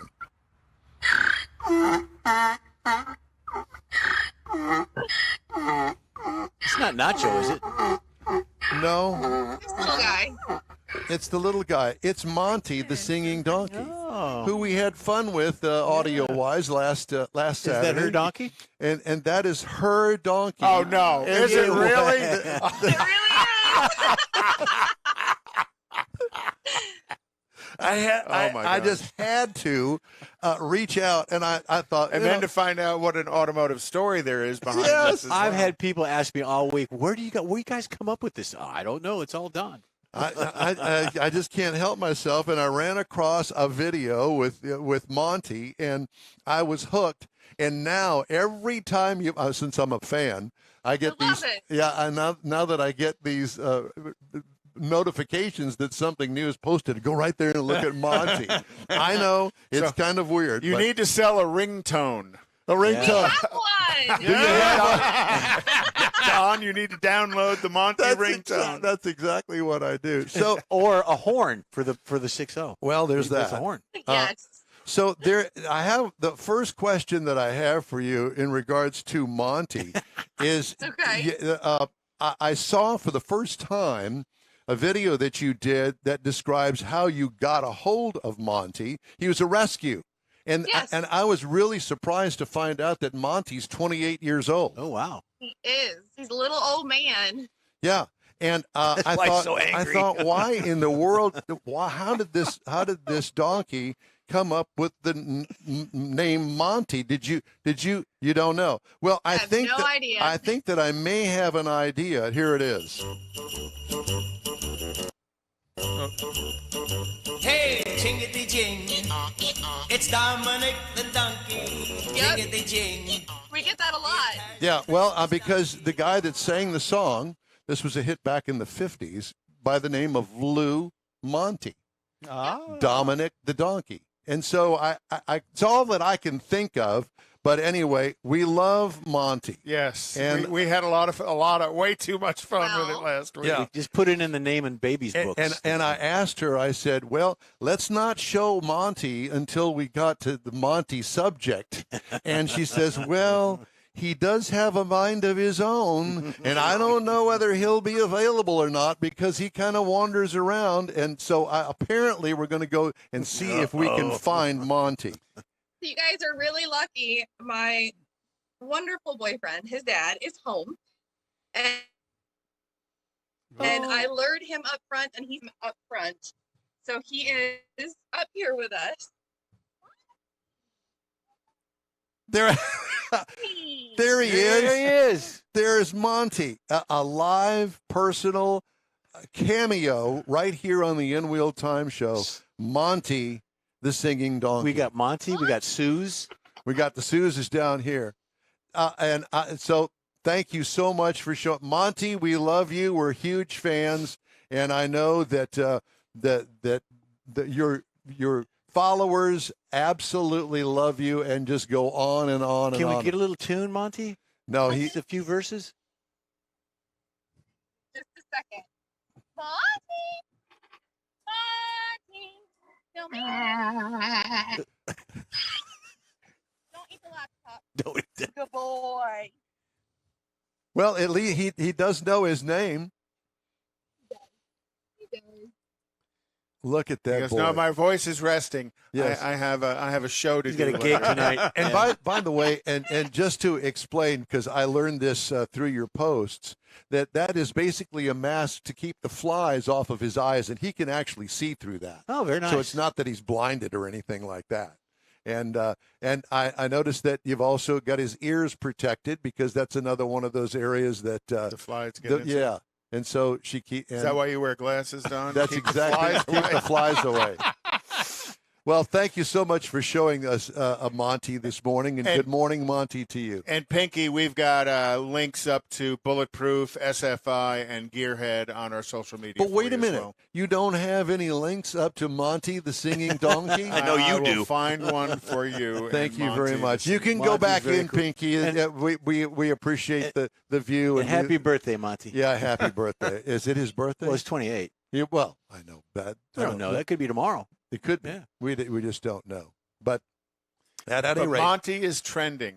is he trending? Yes, Monty is trending. So, I just introduced you as Pinky, and I know that you have a last name, and you may not want to use it, but I came up with a last name for you. Oh boy. It's no. Pinky Darrow, Tuscadero. yes, Oh, yes. gosh. Like she hadn't heard that before. Okay, well, it's too hard to. We can't really hear you with the phone that far away from your voice. How is that? Is this better? Yeah, much better. Yeah, oh, there you go. That's perfect. Oh, what a shot! That's a Now Christmas card. you there. have two horses to go along with Monty. Do you? Hey, buddy. Oh, he's gonna be sweet. Gonna be sweet. I No, have it's not I gonna have to ask you. I did notice that that he does have some sort of official dinner that you feed him, and I was going to ask you what that is. So it's Total Equine by Total Feeds, and it's a pelleted. It's actually what we're feeding him right now. It's a super safe donkey food because it's not got added sugars or anything else. I mean, it's just it looks like little Cocoa Puffs. He loves it. And then a ration balancer, since they don't get everything they need necessarily, kind of like us taking multivitamins. Right. And then I just wet it down and make it look like, a wet mash, and he loses it. That's Yeah. his Yeah, That's his go-to. Yeah, it's his Yeah. go-to. That's my pizza. Yeah, That's exactly. what he loves. It's funny because I saw one of the videos that he's in there singing for his dinner, and then she feeds him the dinner, and everything is all good and everything. I know Dinner and a show. it is. It's dinner and a show. Smile on his It is. face. talking Very about talented. stuff. She's into the diesel truck end of it, and then she's got a farm. And what else do you do? I mean, everything that's expensive, I guess. All my hobbies are pretty expensive. Are you still doing any of the, I'm assuming, kind of DNA work for A&M? No. So when I left the lab, it wasn't on the terms that I wanted to leave on, but it opened up better opportunities for me anyway. I have thought about going back into doing the biological stuff, but I don't know. Working with your friends just seems like a much better gig. And home with this guy, it's like kind of a hard, pretty hard to go back. So did you ever meet Anthony Fauci? No. No, just joking. You don't have to answer that. Yeah. Well, thank you. It's truly a pleasure to meet you and Monty, and And the blend of automotive and Monty the donkey. Yeah. I know. And, Very- and when very you, cool. And when you emailed me back and said yes, and it's funny because I work for 3 diesel companies, and I'm going, well, this is a Perfect tie-in. Yeah, that's a perfect tie-in. I was going to have you on anyway, but with the diesel thing, that just makes it all the better for me. Well, I appreciate that. yeah, and it's been tons of fun. You probably thought, who is this creeper that's emailing me? No, Old guy no. sending me an email. She sees how much time you spend on her social media watching Monty the donkey videos. See, I think that when he emails me, that's what I think. Yeah. You've known him for years. Well, how much fun this has been. So we're going to have to check in with you occasionally to see how you and Monty are doing. And I if would you, love that. yeah, and if you ever find yourself down here near our studio in Sugarland on a Saturday morning, be sure and give us a call. We'll have you live in the studio. With Monty. We'll definitely look at that. I might bring Nacho with me since Oh. she likes to be on camera so much. Absolutely. We'd love it. Well, again, thank you so much for joining us today. It's a true pleasure. You take care of yourself and give Monty big hugs for us. We will. Thank you guys so much. Thank you. Talk to you soon. What a cool, All right. what a cool surprise. That Very was nice. very well done, Don. Very well done. Well, I told her in a follow-up email, I said, so I'm not going to tell the guys about having Monty's donkey on the show. We're going to go with the diesel thing to start off with, and then we'll pull the wool off their eyes and go with that. See, he had covers on our heads. Yes, doing exactly. And we on that, couldn't yeah. see it coming. Yeah. Okay. Well, at any rate, time now for the cruise in calendar. I went to Craig's Chrome and Coffee last Sunday. Yeah, I saw you there. Oh my gosh, there were a ton of cars there. I counted over 60. It grows every Yeah. time that there is one of those things. Plus, it's right there in the parking lot of the Avalon Diner, Which is damn good food. I mean, yeah, and breakfast on a Sunday morning, it's good stuff. So first Sunday of the morning of the month, be sure and check us out. So they're having an event tonight at Speed and Sports up in New Caney, a track event. It starts at 4 p.m. and goes to 10 p.m. Also tonight is Nifty 50s Cruise In on Buckthorn Place in the Woodlands, classic car gathering. Third annual school supply donation drive and auto fest for Brazosport High School is today, and that's down in Freeport, and it's an open car show. Blast of the Past Cruise In and drag racing out at Houston Raceway Park starts at 5 p.m. tonight, and going to have not just a drag racing, they're going to have a cruise in as well. So even though you've heard that Houston Raceway Park is closing, they still have events through this year. I think they still have events through March or April of next year. Yep. So don't forget, there's stuff going on out there all the time. Octane and Espresso at Black Rifle Coffee, 7086 Highway 6, and that's tomorrow morning starting at 8 a.m. Tomorrow afternoon starting at 6 p.m. is Sunday nights at Freddy's Steak Burger, and that's on FM 1960 and Eldridge. And then also Sunday night is the Motive event at 20796 Gulf Freeway in Webster. It's the Hooters. They sell Black Rifle Coffee at Ace Hardware. Do they really? Yeah.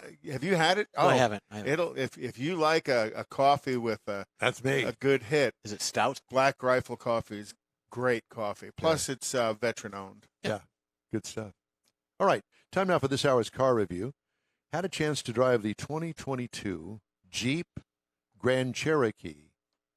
I had the 4xe Summit Reserve. Okay? Yeah. It comes in these trim levels, 4xe, the Trailhawk, the Overland, and the Summit. It's a midsize SUV, seats 5 passengers. They do have a larger one with the L designation. Longer wheelbase.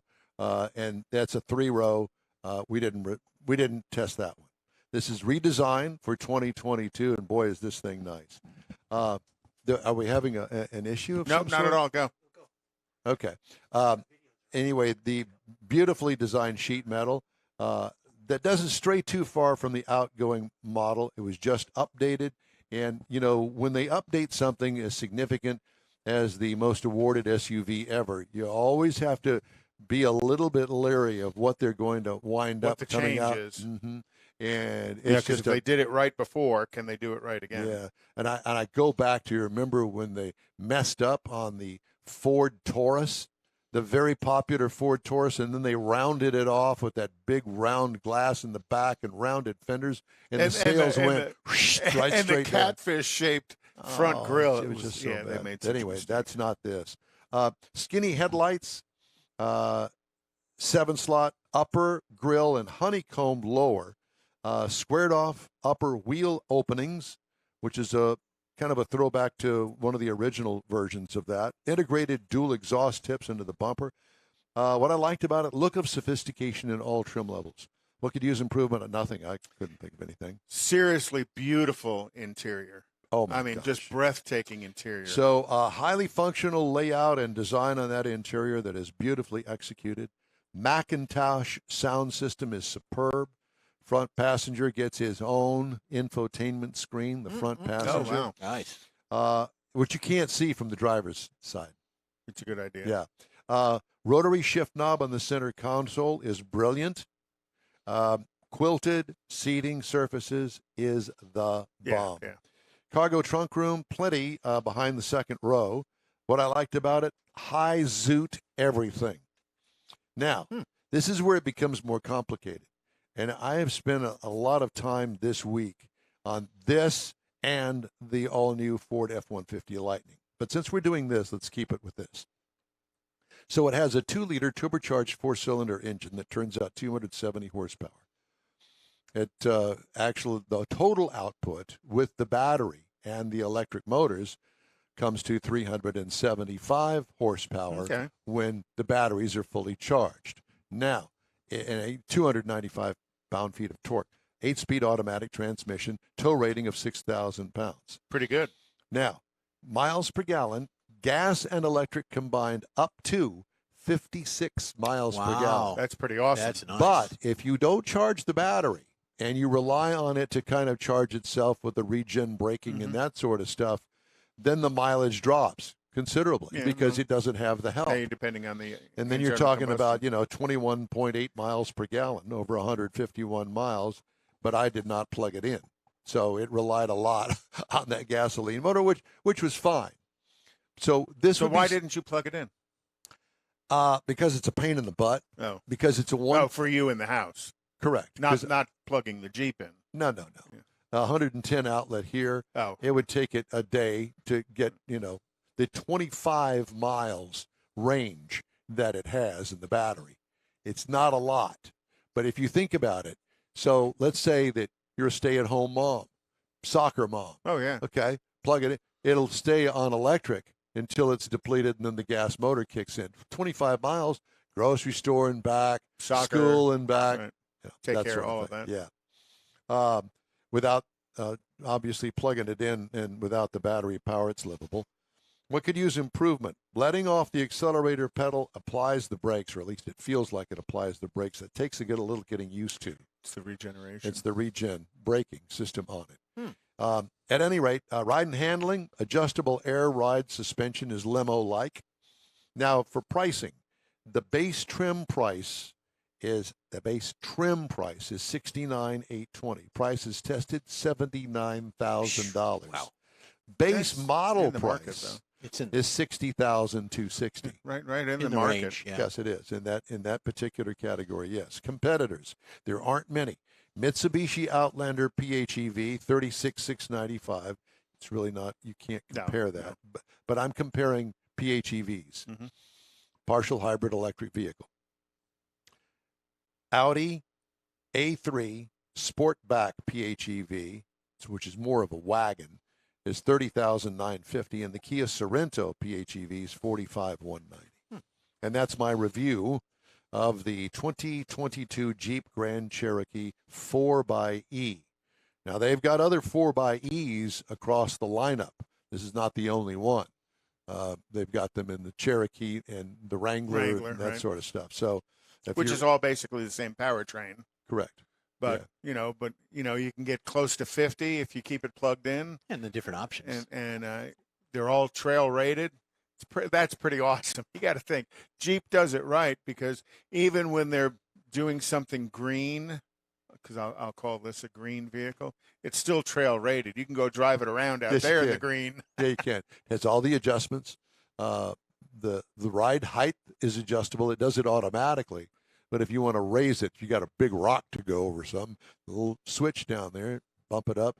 It shows the lights as it raises up. You can watch it, and it kind of works its way up. Yeah. Yep. It was a good-looking truck. I remember it truly is. It's a good-looking It is truck. absolutely stunningly beautiful. That interior, oh my Yeah. God! You could compare it to a Rolls Royce. Oh, easily. Wow. Rolls-Royce Bentley. It was that plush of an interior. Yeah, I was quite surprised. So that's the Jeep Grand Cherokee 4xE PHEV. Want to remind everybody that the In Wheel Time Car Show streams on the iHeartRadio app and on Facebook, YouTube, and InWheelTime.com. YouTube's finally catching on, and we get more and more people checking us out on YouTube. So when you go to YouTube and check us out, be sure and hit the subscribe button. Yeah. And join us, because there's always fun stuff going up. Yeah. Hey, It is where fun. else can you find Monty the singing donkey on the Nowhere. car show? And Monty's owner, who is involved with 3 different diesel companies, Isn't Is that great? a car person. who Yeah. is truly a car person. Yeah, a great personality, and love to talk to I her. wonder if she takes Monty for rides. I don't think so. Okay. Only in the trailer to get him home. Okay. Because remember, he was a rescue. At Yeah. 28 years old, a donkey rescue. But he is, Well, so is Mike. Well, you got to Rest- think. But this week was a benefit because Monty was singing in the rain, Oh. teaching the footsteps of Fred Astaire. Thank you. Does he Thank, live in thank you so Spain? much for that. Falls mainly in the plane. The In Wheel Time Car Show streams iHeartRadio app, Facebook, YouTube, InWheelTime.com. 30-minute podcasts available from your favorite podcast provider. In Wheel Time Car Talk Show continues right after this quick break. Get out the permanent marker and write on your wall calendar the next Tailpipes and Tacos Cruise In, Saturday, September 17th, 2022. It's the fall edition of Tailpipes and Tacos at the Loopy Tortilla in Katy, 8 to 11 a.m. It's the only place cruisers compete for Loopy's Chili Pepper trophies and other prizes. There's no charge to enter your vehicle for Best Hot Rod, Best Classic, or Best Modern Classic. Tailpipes and Tacos is Houston's coolest and most unique cruise in and is your opportunity to see the best hot rods, show cars, classics, and resto mods. And get Loopy Tortilla breakfast tacos with adult beverages. There's no entry fee, and cars will automatically compete for those much sought-after custom Loopy trophies and other prizes. It happens at the Loopy Tortilla Tex-Mex in Katy on the Grand Parkway at Kingsland Boulevard, just south of I-10. It's Tailpipes and Tacos Fall Edition, Saturday, September 17th. The In Wheel Time Car Talk Show will be there too.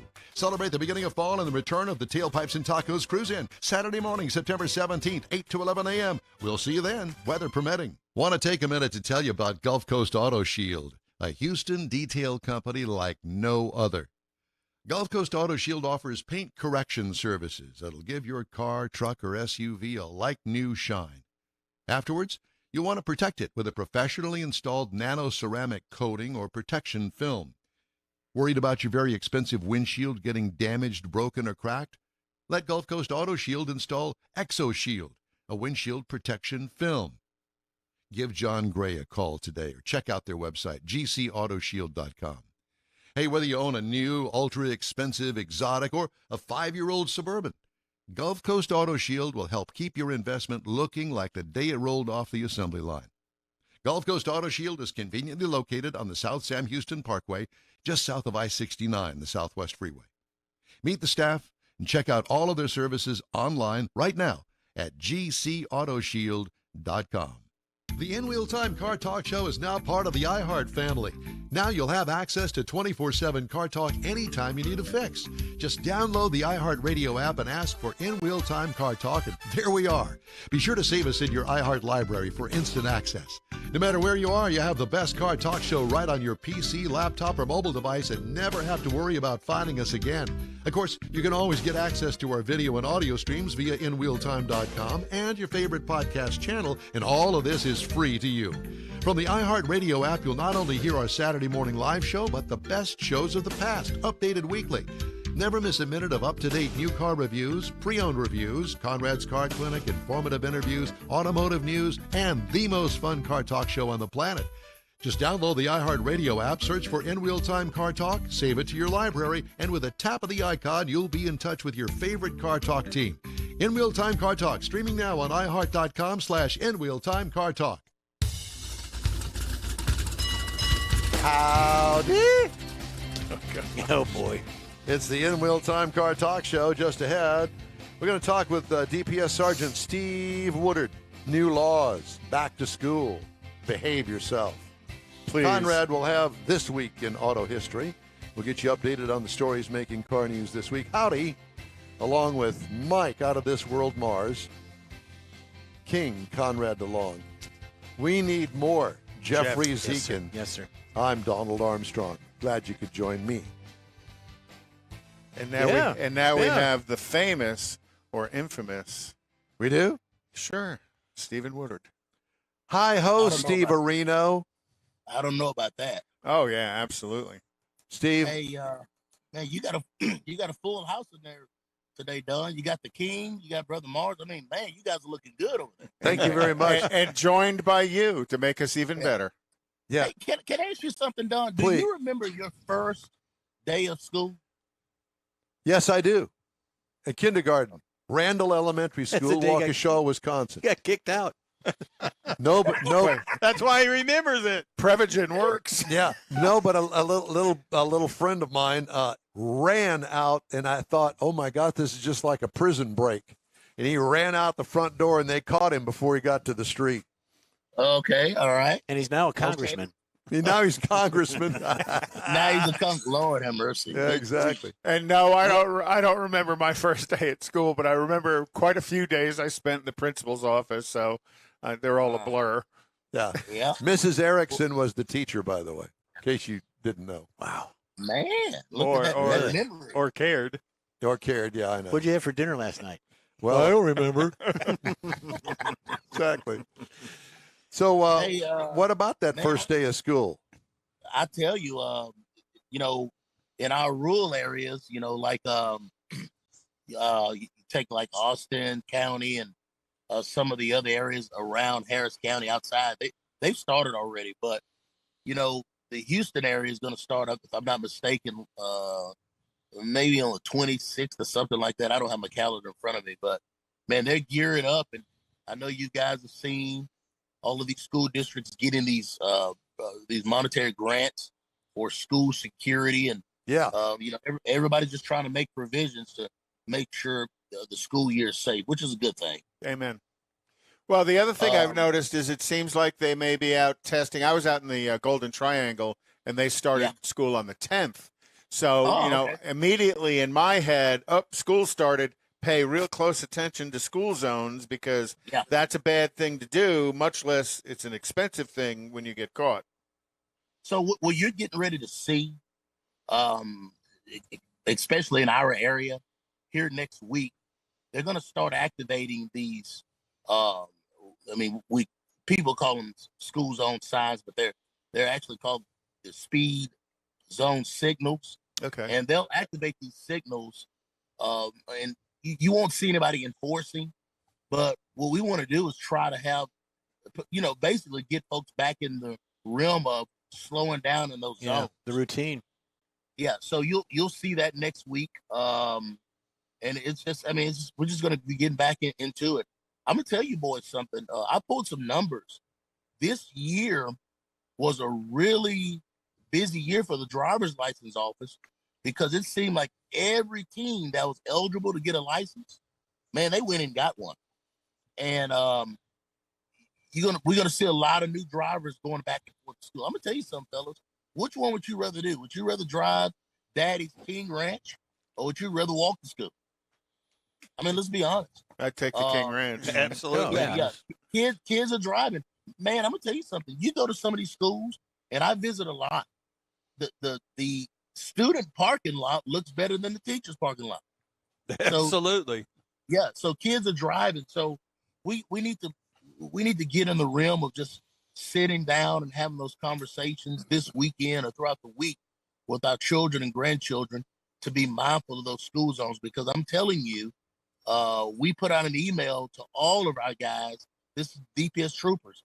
Last week, all 3,500 of them, that we're going to be patrolling these school zones to slow folks down.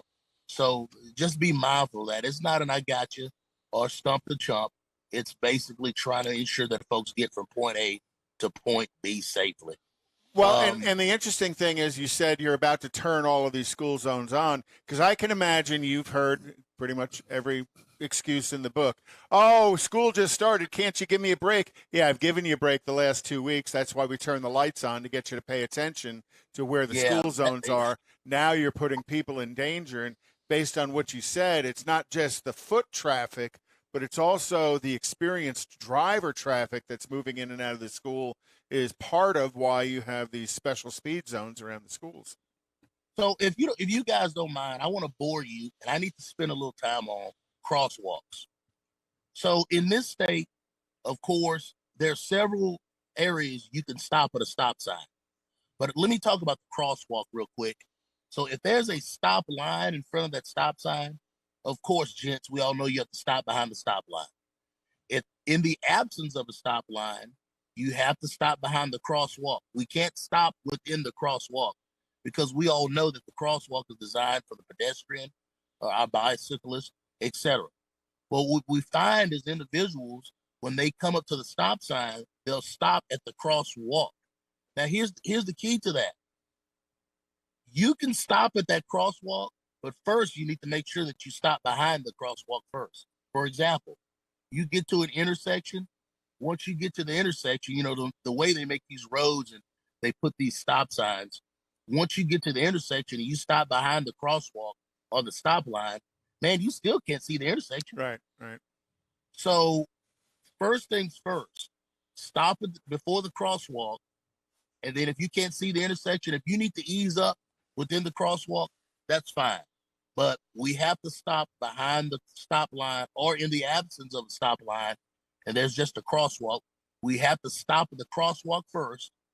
Then we can advance. We got to make sure that those things are clear. And the pedestrian always has the right of way in a crosswalk, correct? You're absolutely right. I mean, look, now we're not telling folks to just step out in the street and try to get them a case. Well, that's New But York. what I am telling you is the pedestrian does have the right of way. Now, I walk this. As a matter of fact, my two young ones, they walk to school, with their friends and stuff, And I tell you, we have sidewalks, of course, in the neighborhood. State law tells us if a sidewalk is provided, you have to walk on the sidewalk. Even if you're jogging and getting a good run, if you're jogging and there's a sidewalk provided, you need to be on the sidewalk. Oh, okay. Now, if there is not a sidewalk provided, we all know we can walk within the street as close to the fog line as possible, as long as traffic is facing us and coming toward us, where we can avoid a collision. If you're riding a bike, your kiddos riding a bike, your grandkiddos riding a bike, they need to go with the flow of traffic, not against traffic. And all of that stuff is important. We like to tell folks again to reduce your speed because you just never know. I mean, the first day of school is the busiest day of school, especially with these school buses. So a lot of the independent school districts, their school bus barns have done their in-service training. They've done their inspections on their school buses. We've even sent troopers over to inspect the buses to make sure that they're equipped with the proper lighting, etc. And let me tell you guys something. These school districts do everything. They're doing everything that they need to do to ensure that our kiddos are safe, whether it's the law enforcement at the school, whether it's the lighting on the school bus. So it's going to be up to us as parents to tell our kids to, guess what, fellas? Sit your butt down on the school bus. Did you know that it's the school bus driver's responsibility to make sure every kid's butt is in the seat? And if the kid's not, they're in violation of the law, the driver. Oh, wow. So we tell folks, hey, man, have those conversations with your kiddos and tell them stay seated, and all the normal stuff that we teach our kids. Be respectful because they're responsible for those kids. That's a lot of pressure. It is. If you see a school bus stopped, the stop signs are presented. Some school buses are going to have 2 stop signs.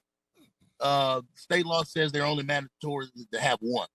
If you see that school bus stop picking up kiddos, we need to stop behind the school bus. If you have a grassy median or a concrete median dividing you and the other side of the roadway, that other side can keep traveling with caution.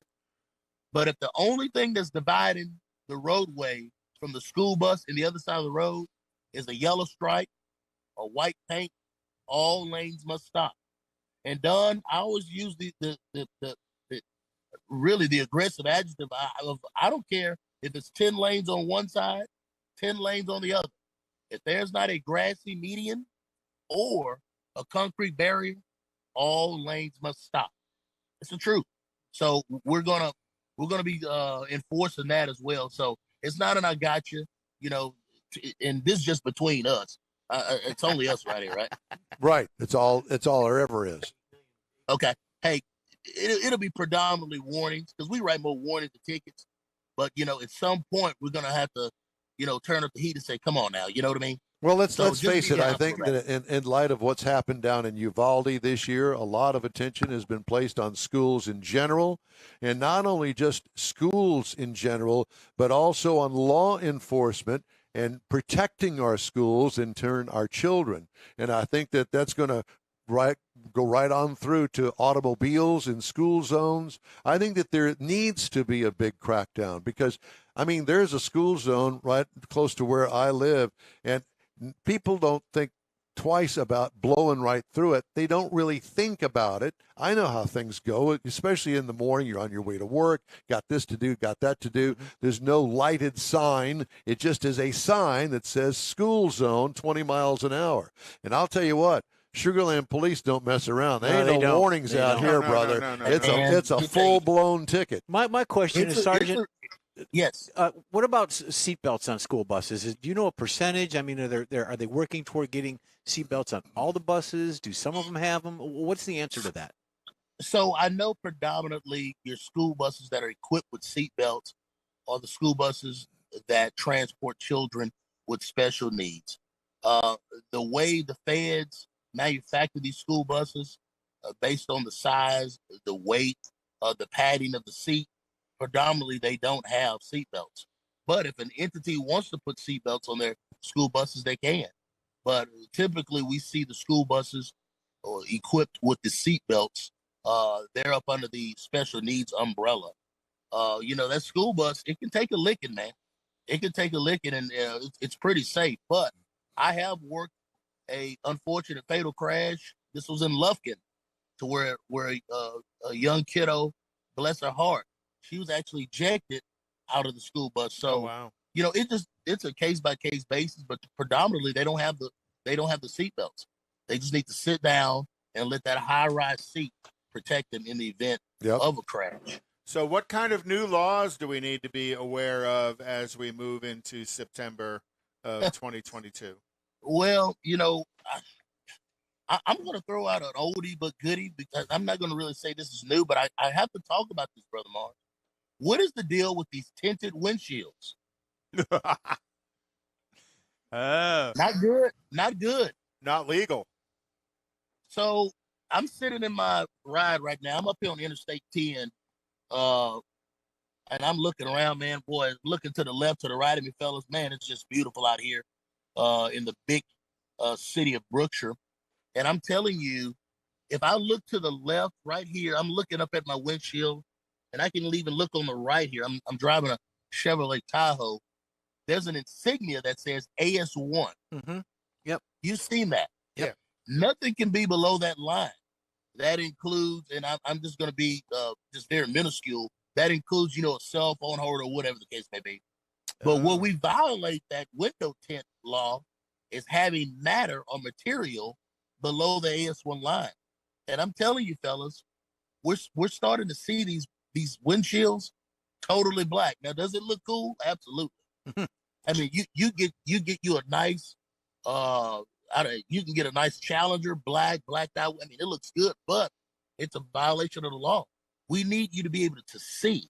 So please keep in mind the window tint law here in this state is serious.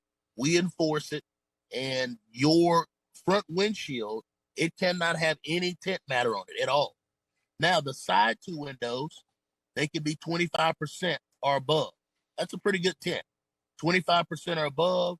The back windows, they can be as dark as you want. Now, for truck drivers, did you know that if you're driving a truck like an 18-wheeler, you have to have a 70% or above window tint? That's pretty much almost nothing. You have to. But even if you're a hot shot driver, let's say you're driving, you have the DOT insignia numbers on your truck, and you have a Dodge Dodge 3500. You're going down the road with a trailer. You still fall under the realm of the tint law.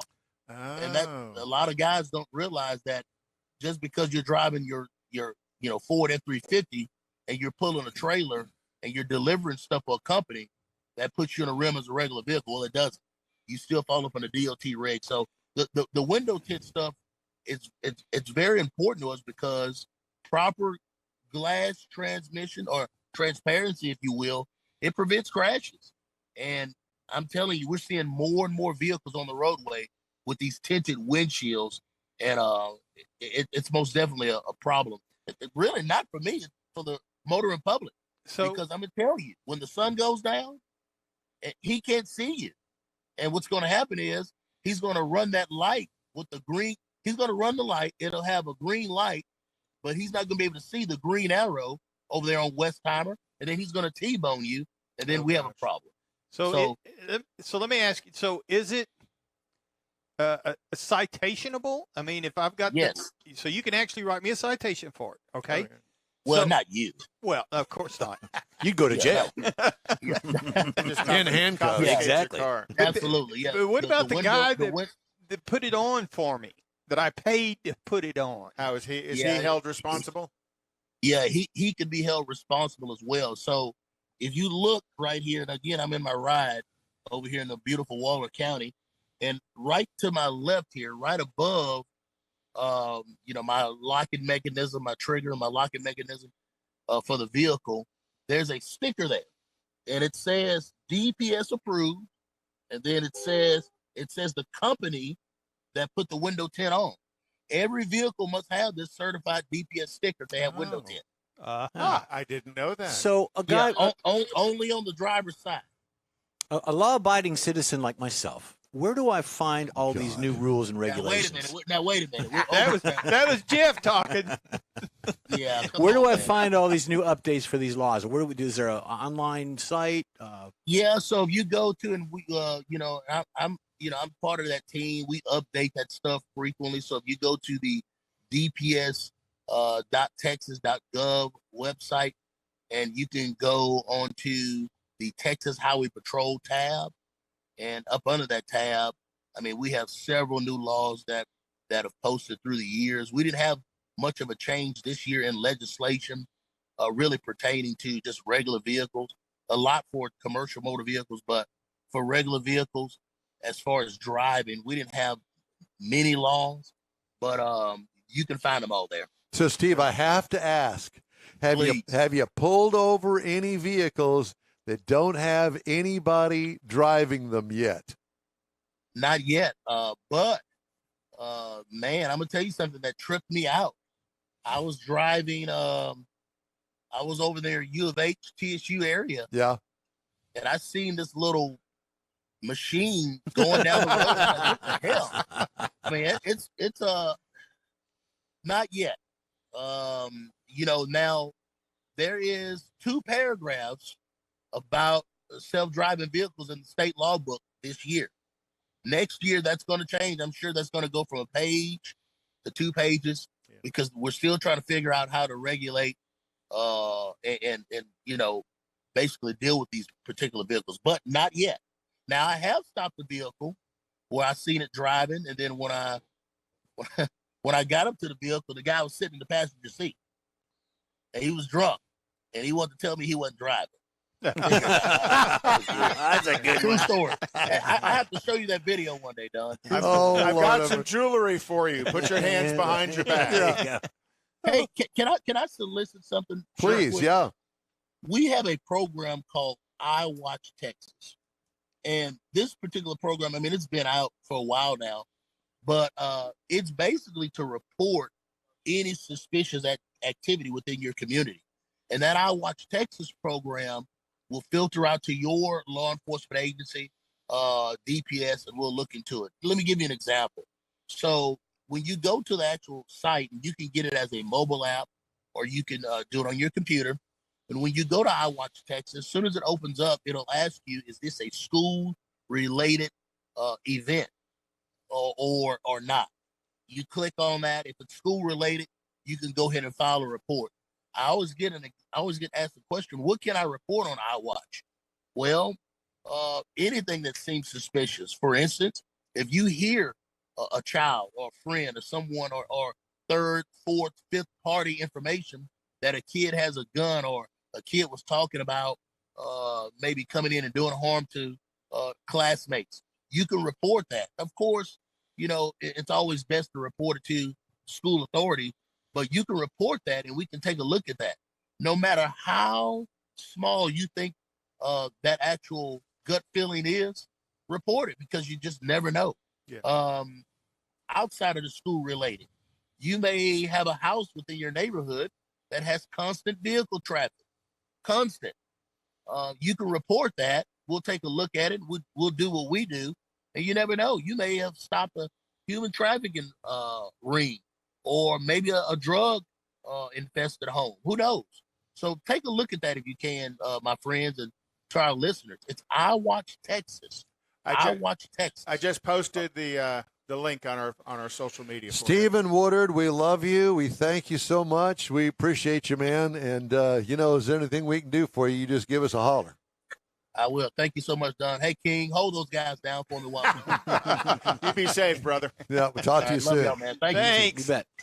I have more Sergeant Steve questions. We got to have him back. No, we got to have him in the studio. Yeah. Always a good interview. He's a lot Always. of fun to talk to, but boy, what a wealth of knowledge. Yep. All right. Time now for Dun, dun, dun. This Dun, week dun, in auto dun. history. Thank I you. thought we're doing calendar.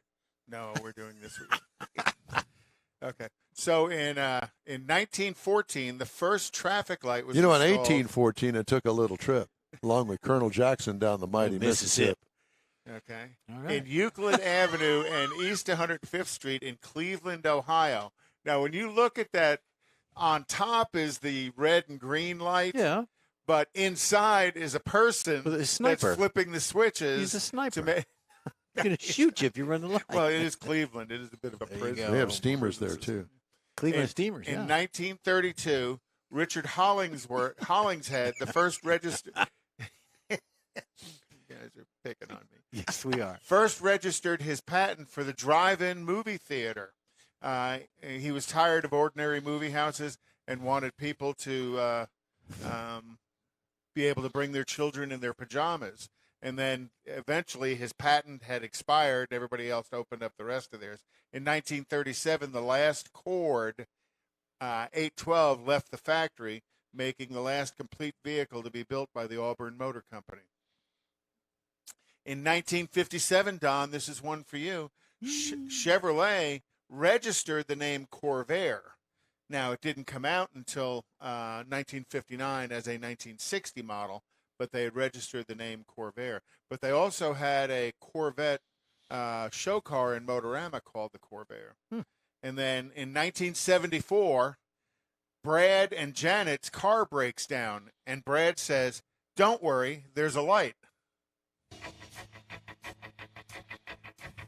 And if you know who Brad and Janet are, and also in the movie, is fleeting. in the movie was Tim Curry, Madness takes its Susan toll. Sarandon, Barry But Bostwick, listen closely. and Meatloaf Not for very much doing the longer. Time Warp. The Rocky Horror Picture Show. Keep control.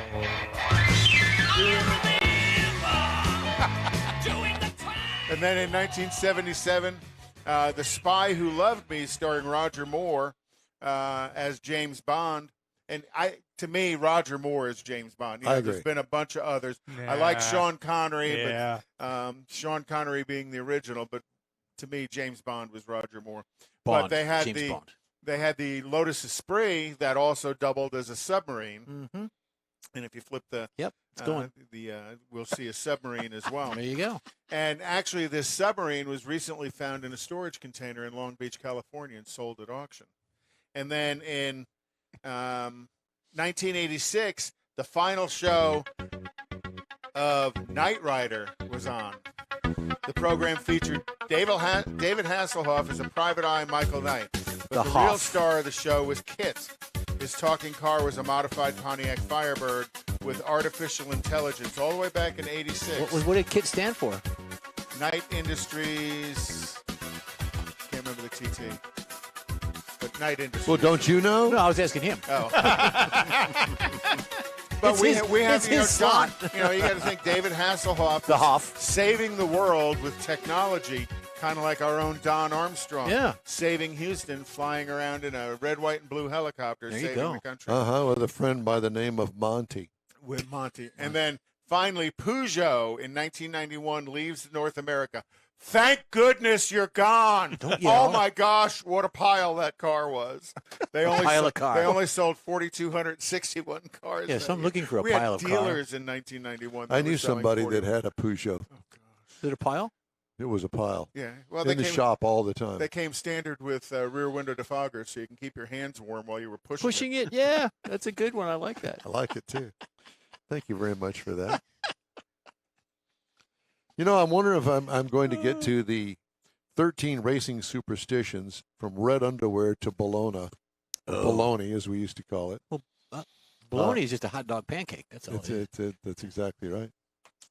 But I have that from Haggerty News. I have that in waiting. So we'll see if we can get to that. Well, we can because our next segment.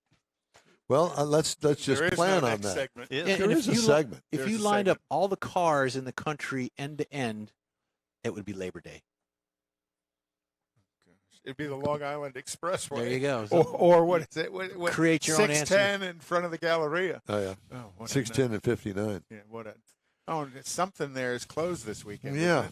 Yeah, northbound. They're re-striping things and going to open up that northbound nightmare. They're not going to make it any better. They're just going to spend a couple of $1 billion on it. Yeah. Well, like your government at work. Remember when they ripped out all the concrete, 610 West Loop, from 59 all the way up there to I-10, and did not add one lane. Yeah. It's made them prettier. Yeah. Time now for a quick break. We'll be right back here on the In-Wheel Time Car Talk Show on iHeartRadio. Get out the permanent marker and write on your wall calendar the next Tailpipes and Tacos Cruise-In, Saturday, September 17th, 2022. It's the fall edition of Tailpipes and Tacos at the Loopy Tortilla in Katy, 8 to 11 a.m. It's the only place cruisers compete for Loopy's Chili Pepper trophies and other prizes. There's no charge to enter your vehicle for Best Hot Rod, Best Classic, or Best Modern Classic. Tailpipes and Tacos is Houston's coolest and most unique cruise-in and is your opportunity to see the best hot rods, show cars, classics, and resto mods. And get Loopy Tortilla breakfast tacos with adult beverages. There's no entry fee, and cars will automatically compete for those much sought-after custom Loopy trophies and other prizes. It happens at the Loopy Tortilla Tex-Mex in Katy on the Grand Parkway at Kingsland Boulevard, just south of I-10. It's Tailpipes and Tacos Fall Edition, Saturday, September 17th. The In-Wheel Time Car Talk Show will be there, too. Celebrate the beginning of fall and the return of the Tailpipes and Tacos Cruise-In, Saturday morning, September 17th, 8 to 11 a.m. We'll see you then, weather permitting. Want to take a minute to tell you about Gulf Coast Auto Shield, a Houston detail company like no other. Gulf Coast Auto Shield offers paint correction services that'll give your car, truck, or SUV a like-new shine. Afterwards, you want to protect it with a professionally installed nano-ceramic coating or protection film. Worried about your very expensive windshield getting damaged, broken, or cracked? Let Gulf Coast Auto Shield install ExoShield, a windshield protection film. Give John Gray a call today or check out their website, gcautoshield.com. Hey, whether you own a new, ultra-expensive, exotic, or a 5-year-old Suburban, Gulf Coast Auto Shield will help keep your investment looking like the day it rolled off the assembly line. Gulf Coast Auto Shield is conveniently located on the South Sam Houston Parkway, just south of I-69, the Southwest Freeway. Meet the staff and check out all of their services online right now at gcautoshield.com.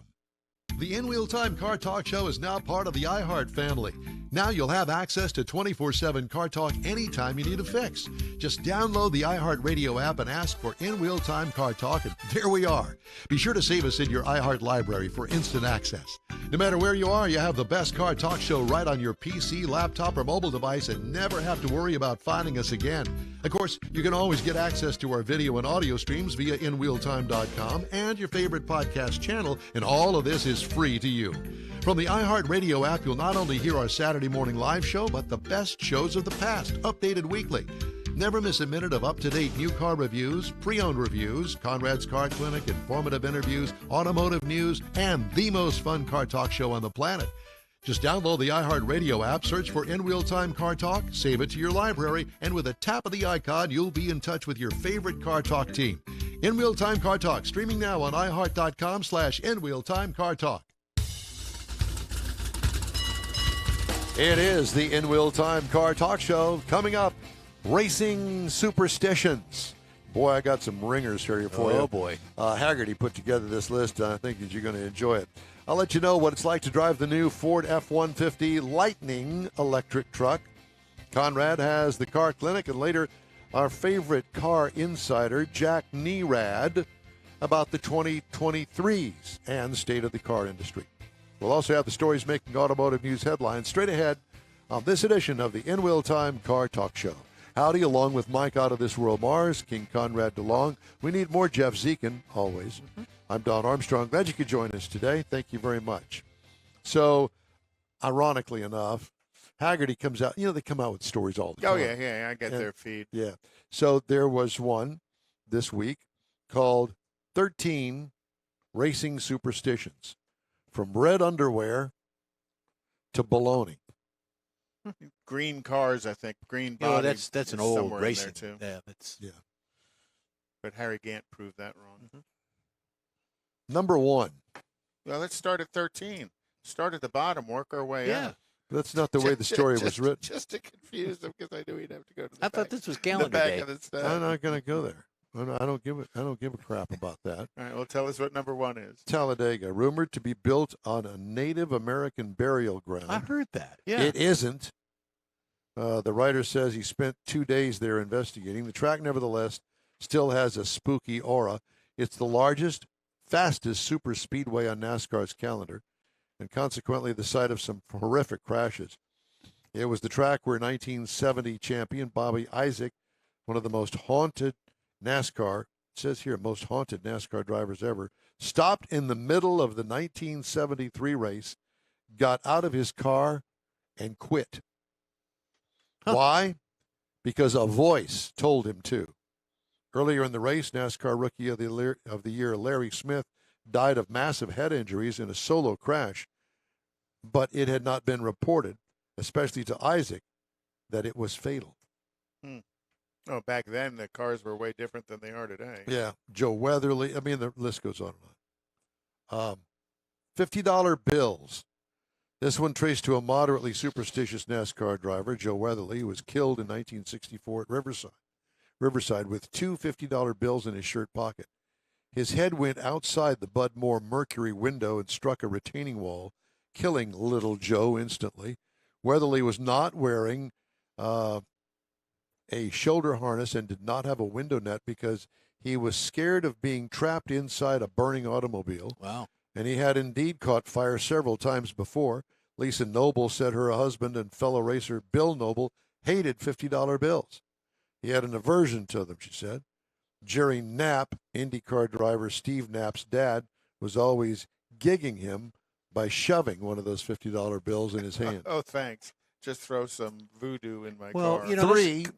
make money that way. I don't like $100 bills. They scare me. Well, here's one. Oh, Yeah. thanks. Oh, okay, it's kind of scary. Number 3 is green. You mentioned that. Yeah, green. And I've heard that as long as I've been going Yep. to races since I was a kid. There's some pretty solid cases on how green became unlucky early on. Arguably, the first occurred in 1911 when driver Lee Oldfield, no relation to Barney, crashed into the stands at Syracuse, New York, killing 11 spectators in his green car. Oldfield was thrown clear and went on to design one of the first rear-engine cars in Indianapolis 500 history. Another is the death of Louis Chevrolet, yes, that of the Chevrolets, killed on a board track in Beverly Hills, California in 1920 in a green car. The crash killed another racer and his riding mechanic. In 1952, NASCAR driver Larry Mann, real name Lawrence Zuckerman, became the first fatality in NASCAR Cup history when his green Hudson Hornet, as in Green Hornet, superhero, crashed. After that, green became rare on a racetrack, usually present only when required by a sponsor. Number Yeah. 4, the number 13. This is just because 13 is considered an unlucky number, period, possibly dating back to Jesus' Last Supper, as Judas was the 13th guest. The scientific name for the superstition is triskaidekaphobia, a word coined in 1911. I'd ask could you spell it, but you have it written in There's- front of you. I think there's You still ointment might for not that. be able to spell it, but that's Yeah. okay. There's some kind of ointment for that. Triskaidekaphobia. Yeah, it's on the inside of my milky white thigh. Dressing the same way. This may be one of the most common superstitions that often involves underwear.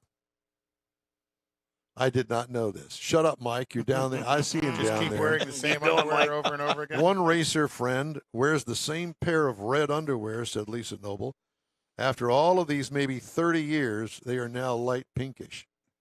Ew. Got some racing stripes. I in was them, thinking the too. same thing. Hence the term burnout. After all of these, yeah. Hopefully not blow. Randy Farrell said he wore the same T-shirt when he was having a lucky streak. Yes, it was washed between races, he noted. Alan Jones wrapped up the 1980 World Formula One title by winning the penultimate round of the season in Canada, but only after the last-minute delivery of his special lucky charm, a pair of red underpants. I I'm really had heard that about superstitious, Alan Jones before. and I felt uneasy because I thought I'd lost them, said Jones.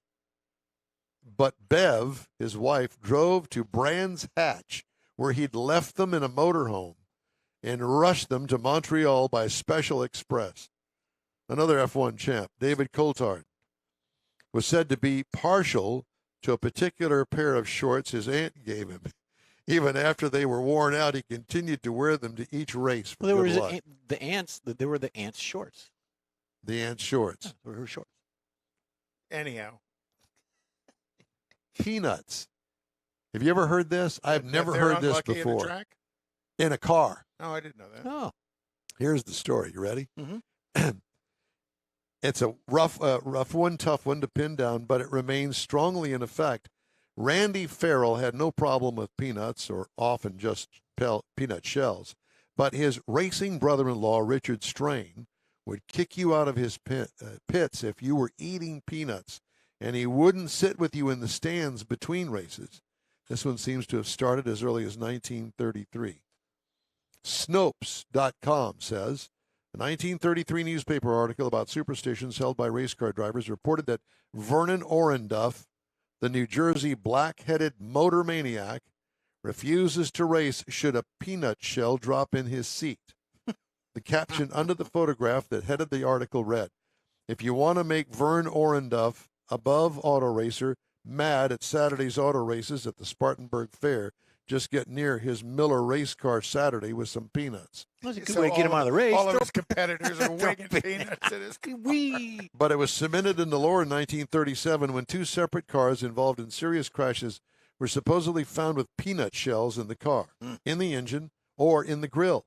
One possible reason, racers used to pit in the shades under the grandstands, and it's very possible that shells fell into the cars from above. Yeah, from the stands. Yeah. Wow. Interesting. Eating. Eating How while do you, you're how do you driving. drive 600 miles without getting something to eat? Yeah, you gotta get a hot dog. Eating- 500 Yeah. miles. Eating the same thing before Just don't every want a race chili is an dog. unusual.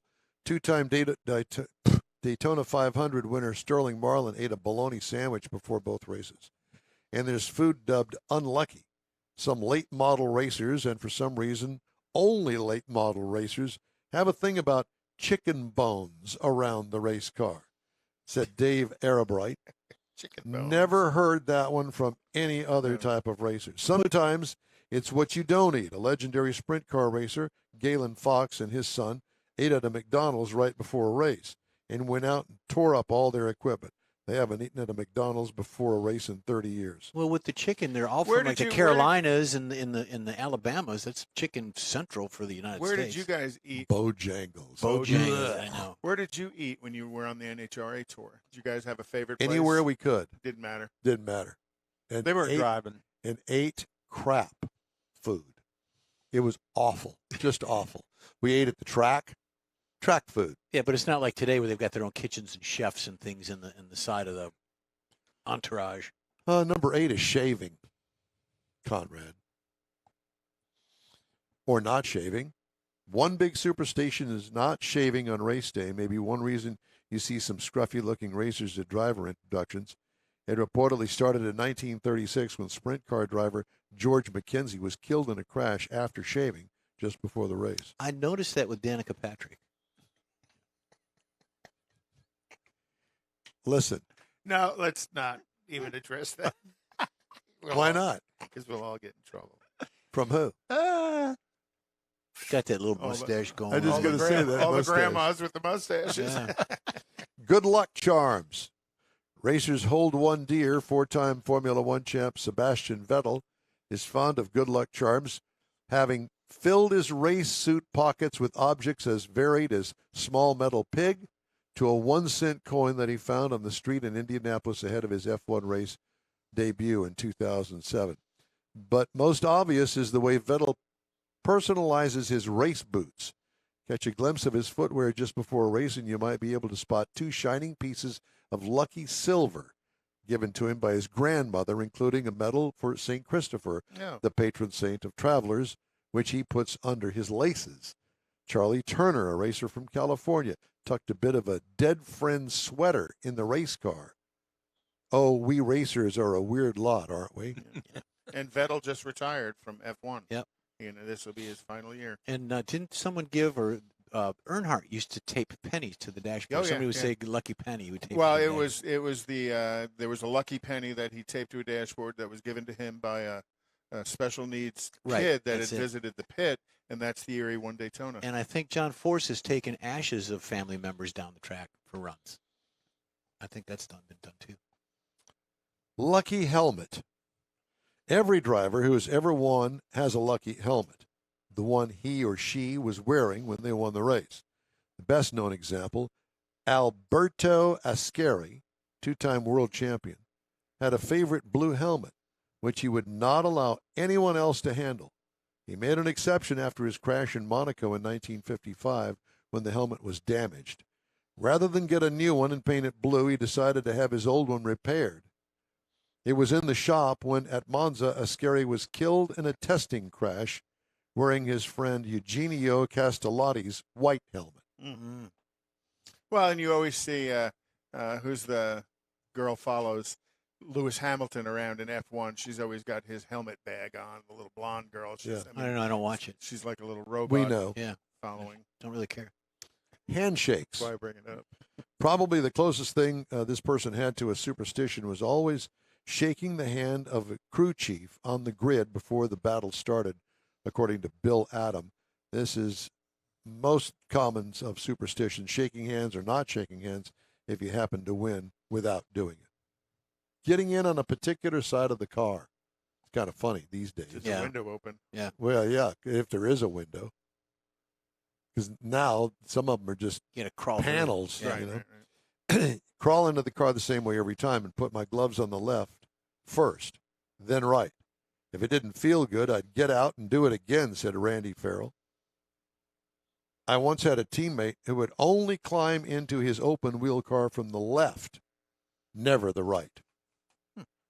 People are weird.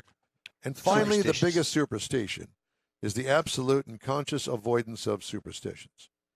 It says, I personally try not to be superstitious, so I don't psych myself out if things aren't the same every time, Tom Long said. Said Bill Adam, when I started racing, I had a friend in the Royal Canadian Mounted Police who gave me a coin that he said had always kept him safe through his many years in service. I treasure it and carried it for a while, but then started thinking, what do I do if I ever forget it? Or worse, lost it? Would I blow up in my car? Would I crash it? Would my cat leave me? So I decided to just leave it at home, safely tucked away, and hoping that its magic would still work from a distance. I tried to vary my routines deliberately so that I wouldn't be superstitious. Do you have any superstitions? He kisses a donkey. I have, yeah. No, not that I'm aware of. I don't either. Jeff, No. you have any superstitions? Mars, you I'm have trying any? to think. That's a superstition? No, I'm trying to think of something that I do repetitively that I guess could be considered a superstition. Well, I just some of can't it is think- OCD for people too, not That's superstitious. true. Yes, but because they do everything that way. But I don't. I'm not I can't think of anything. I might have, Never but I really don't, I have don't. been. Remember when you'd walk home from school and you'd skip the tracks? Yeah. The cracks, in the car. Yeah. Don't step on a crack. you break Or the your mom's tracks, back. the railroad tracks. Mother's too. back, sister, whatever. Yeah. No. No, I don't remember doing that. I do. Yeah, don't walk under ladders, things like that. Well, Black walking cat, under ladders, mirrors, I don't know that broken walking mirror. under ladders is a superstition. I just don't want the idiot up on the ladder to drop something on me. 7 years bad luck with a mirror. Yeah. But you don't Black break a mirror every day. cats. Yeah. Okay. Time now for this hour's truck review. Okay. I had the Enlighten us, please. 2022 Ford F-150 Lightning. All of them are four-wheel drive. All of them. You have no Okay. choice. Available trim levels: Pro or work truck, XLT, Lariat, and Platinum. I had the Pro series. It was a half-ton, full-size, or standard pickup truck. It seats up to 6 passengers, and including so the it's a driver. full bench up front then. Wow. Yes, you can get that. Exterior changes from last model year. This is all brand new. Now, on the outside, it still looks like a Ford F-150 for the most part. Aluminum body. Has a 5.5-foot bed, but it has a blank filler panel where the grill would normally be, and there is a different kind of lighting situation up front. On the upper trim levels, the light bar goes all the way across the top to join in light bars around the headlights. Okay. So the bottom of the hood, the very edge of the hood's got a light bar in it. Yes. And mine, the Work Pro series, it didn't have the light barred up, but just on the sides. It has lightning spelled out on the fenders. Lightning specific wheels per trim level.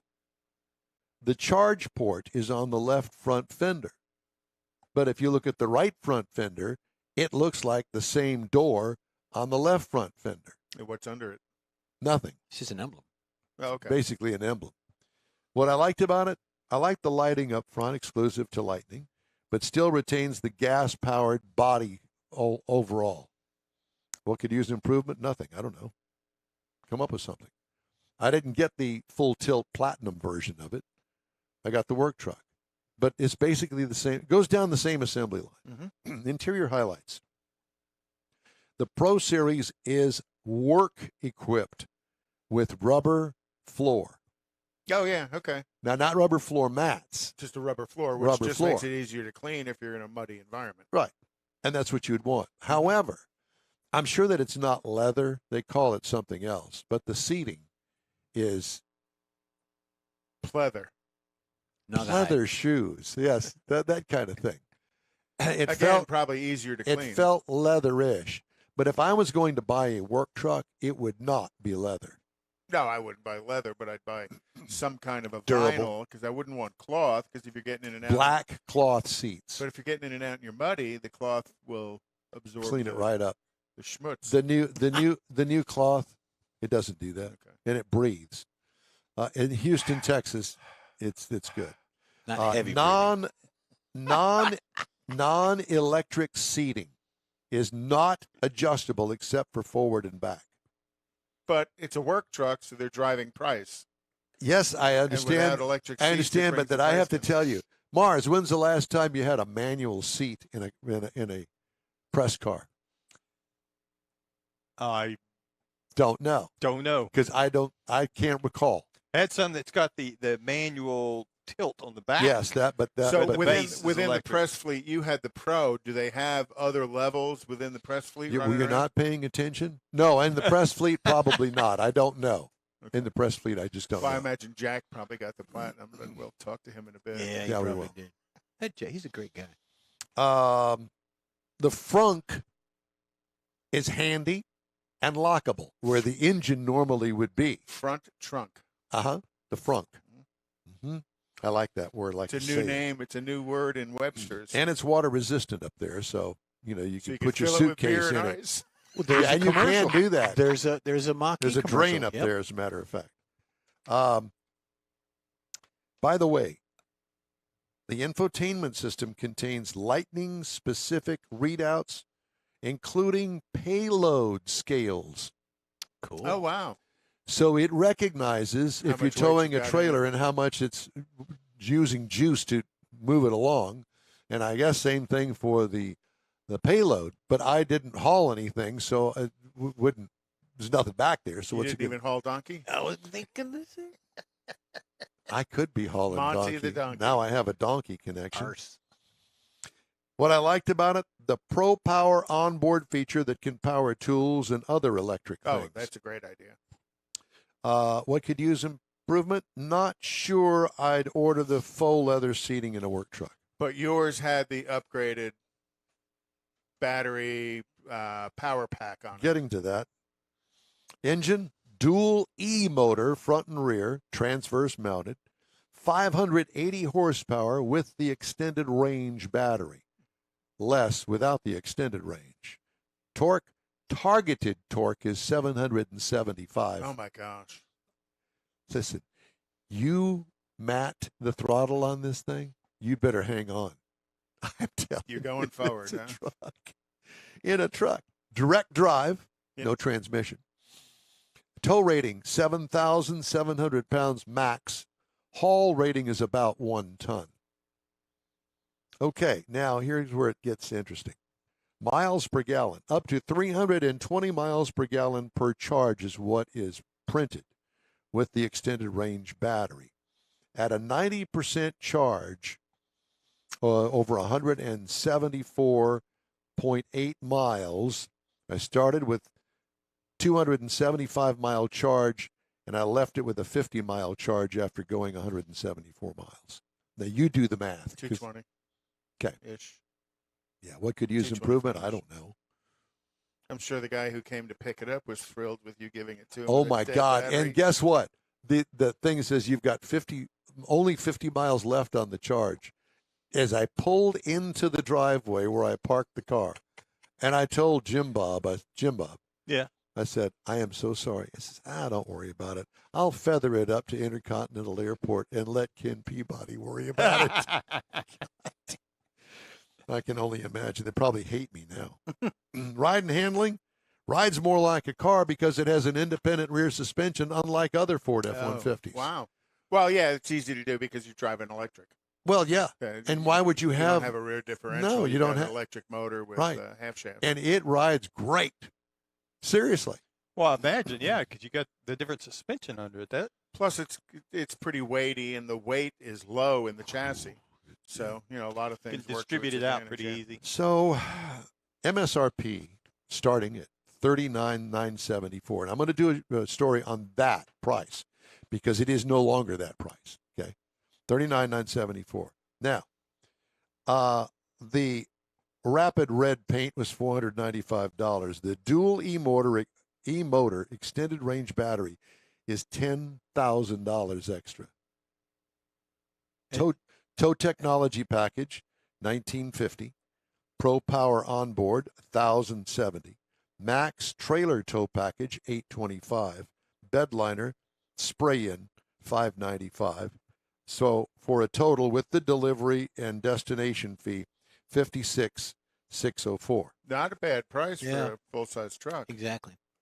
But there's But more wait, to come. there's more. Ford Motor Company. Does it come with Ginsu knives? Ford Motor Company is increasing the starting price of the F-150 electric pickup by $6,000 to $8,500 across all trims because of rising material costs as it reopens order banks for current reservation holders. So there's a difference between ordering it and having a reservation.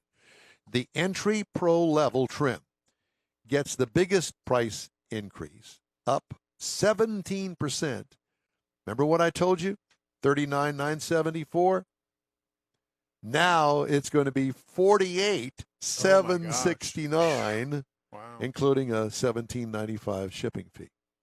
9 more. The grand. Lightning sub $40,000 starting price, excluding shipping fees, was a key marketing point Get yours early. that Ford touted at the vehicle's launch. But executives have warned that price increases would be coming as rising commodity costs have wiped out early profits on the Mustang Mach-E and other electric vehicles, including this. It's all the material to make the battery. The XLT high extended range will rise $8,500 to $82,769. Which isn't even the platinum. Correct. And how much is the platinum jump? I didn't even go there. So But we're talking about $100,000. So At least. So 10,000 for the extended range battery. What's that 10,000 getting you it's about 75 more miles per charge?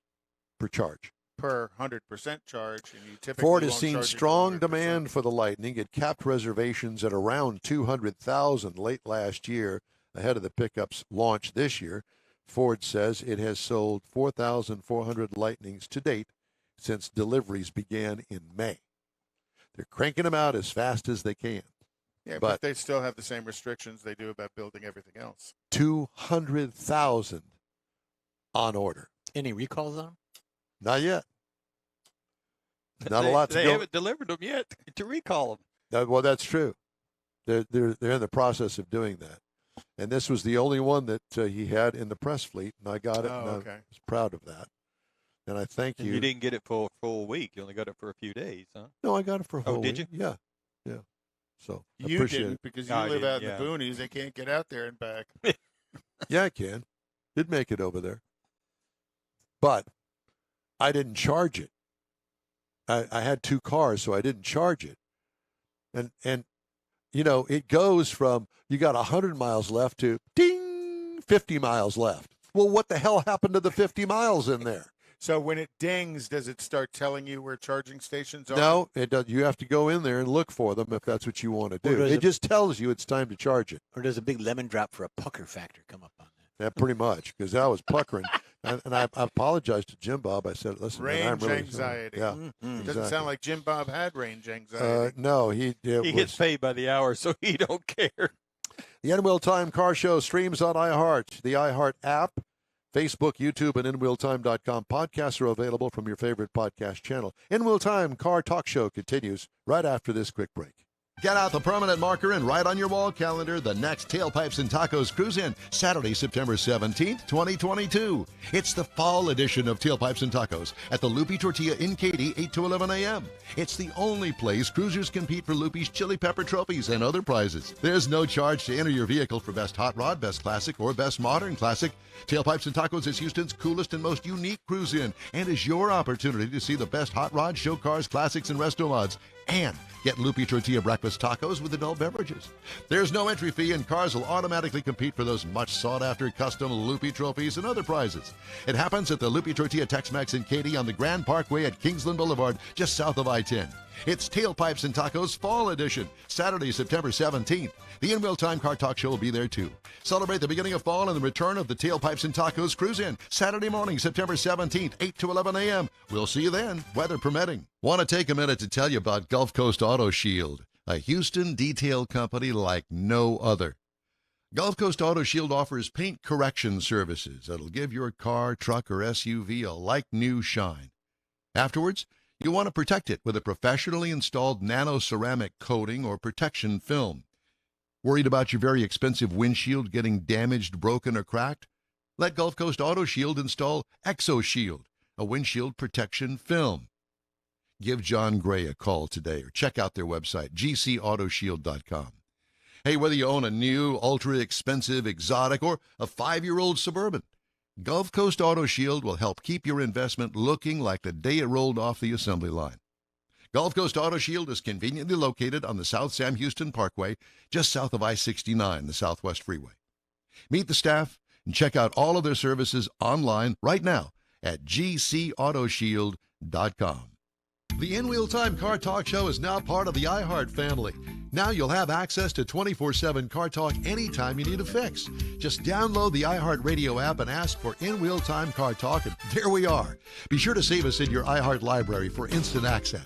No matter where you are, you have the best Car Talk Show right on your PC, laptop, or mobile device and never have to worry about finding us again. Of course, you can always get access to our video and audio streams via InWheelTime.com and your favorite podcast channel, and all of this is free to you. From the iHeart Radio app, you'll not only hear our Saturday morning live show, but the best shows of the past, updated weekly. Never miss a minute of up-to-date new car reviews, pre-owned reviews, Conrad's Car Clinic, informative interviews, automotive news, and the most fun car talk show on the planet. Just download the iHeart Radio app, search for In-Wheel Time Car Talk, save it to your library, and with a tap of the icon, you'll be in touch with your favorite Car Talk team. In-Wheel Time Car Talk, streaming now on iHeart.com/In-Wheel Time Car Talk. Yes, friends, it is the In-Wheel Time Car Talk Show. Just ahead, we speak with our favorite car insider, Mr. California, Jack Nerad. Conrad has the In-Wheel Time Car Clinic, and we'll have this week's auto news. Howdy, along with Mike out of this world, Mars. King Conrad DeLong, we need more Jeff Zekin. I'm Don Armstrong. Thanks so much for joining us on this Saturday, live. If you're listening to a repeat broadcast, let's see, that would be on Friday, would it not, Mr. Mars? Yes. This segment. Okay. Thank you very much for listening to our podcast. Yes. Don't forget to subscribe. And be sure and like us on or subscribe on our YouTube channel. Yeah. Just cheap plug is what that is. Shameless. Shameless. Shameless, yes. Speaking of shameless, no. Well, let's go out to the left coast, All shall right. we? Here he is, gasoline poor Jack Nerad. Here I am. Here I am. I don't know whether Mr. California is a good thing or a bad thing, but Kind of depends thanks on for where you're associating at. the whole Yeah. state with me. And Yeah, well, you're in the greater L.A. area, and I am. I have a very long-time friend of mine, only one, but I have one, and he works for your Fox station there in L.A. His name is Hal Eisner. Oh yeah, I know. Yeah, Yeah, I've watched him for years. yeah. I've watched him grow up. Hal and I worked together back when Marconi was still cranking out the 1800s. amps on. Yeah, Fooling with the knobs and the right. vacuum tubes, right? Yeah, exactly. Tesla had him on. Yeah. So if you ever run across Hal, be sure and give him my best. I think I have now and then. You know, he was kind of grievously injured and has come back from that. Yes, he There was some kind hit of by a very- car on the yeah, Hollywood during Walk during a broadcast. Yes, exactly. During Yeah. a Oh, wow. broadcast. It was crazy. Yeah, and it took him a long time to recover, as you can well imagine, when you have broken leg. Awful. Particularly Anyway, if he's your age. yeah, exactly. Yes, he is. So Jack It's Nerad. a miracle they didn't put him down. Right? That's- my that- gosh. and that would be because he knows me. It's always an option. There you go.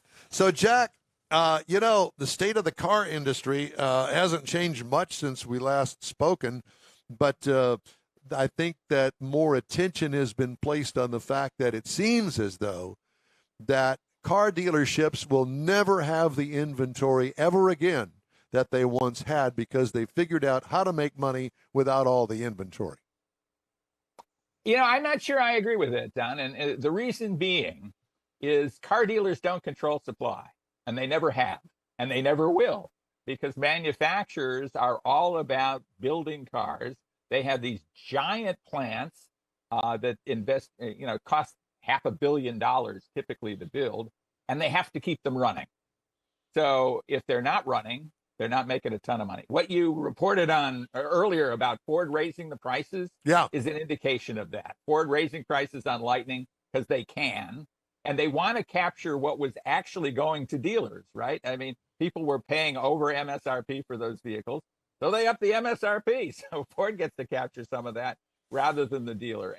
The manufacturers still call the shots, and they are still going to crank out more cars than dealers can sell at some point. That's maybe 2 years in the future, but I think that's what's going to happen. I don't think that we're going to get into a point where it's going to be an auction for every car out there. Well, let me ask you this about car dealerships, and I know that you saw this story too, where the survey says that people that are going to car dealerships that are paying over MSRP are ticked off at the dealership, and they're ticked off at the whole situation because they're having to pay, and they're no longer brand loyal nor dealership loyal. So it seems to me like the dealerships are shooting themselves in the foot. I think so too, but it's hard to say no to that extra $2, $3, $5, $10,000 that's lying right out there in front of you. I mean, that's how market economics works, and I'm all for that. I'm a capitalist. I really believe in market setting prices. What is interesting is MSRPs. We don't have manufacturers suggested prices for everything we buy. Let's say you buy a big refrigerator or you buy this or that. You might not know exactly what the manufacturer suggested the price was. What you do is you shop around and you go, oh, here's about the market price for this refrigerator or washer or dryer or, name a big consumer durable. And you're okay with that.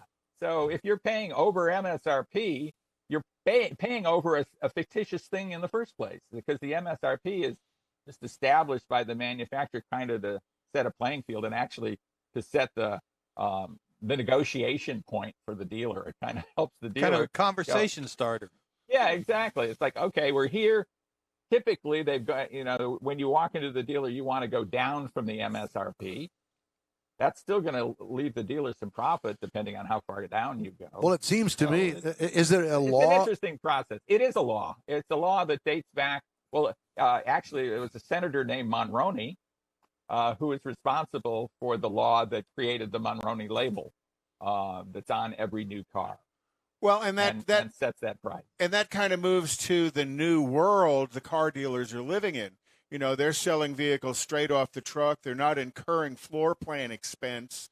They might not be selling as many vehicles, but they're making more money because of the additional revenue of the additional dealer markup. They don't have to advertise Right. nearly as much. You're 100% right, Conrad. That's just how it is.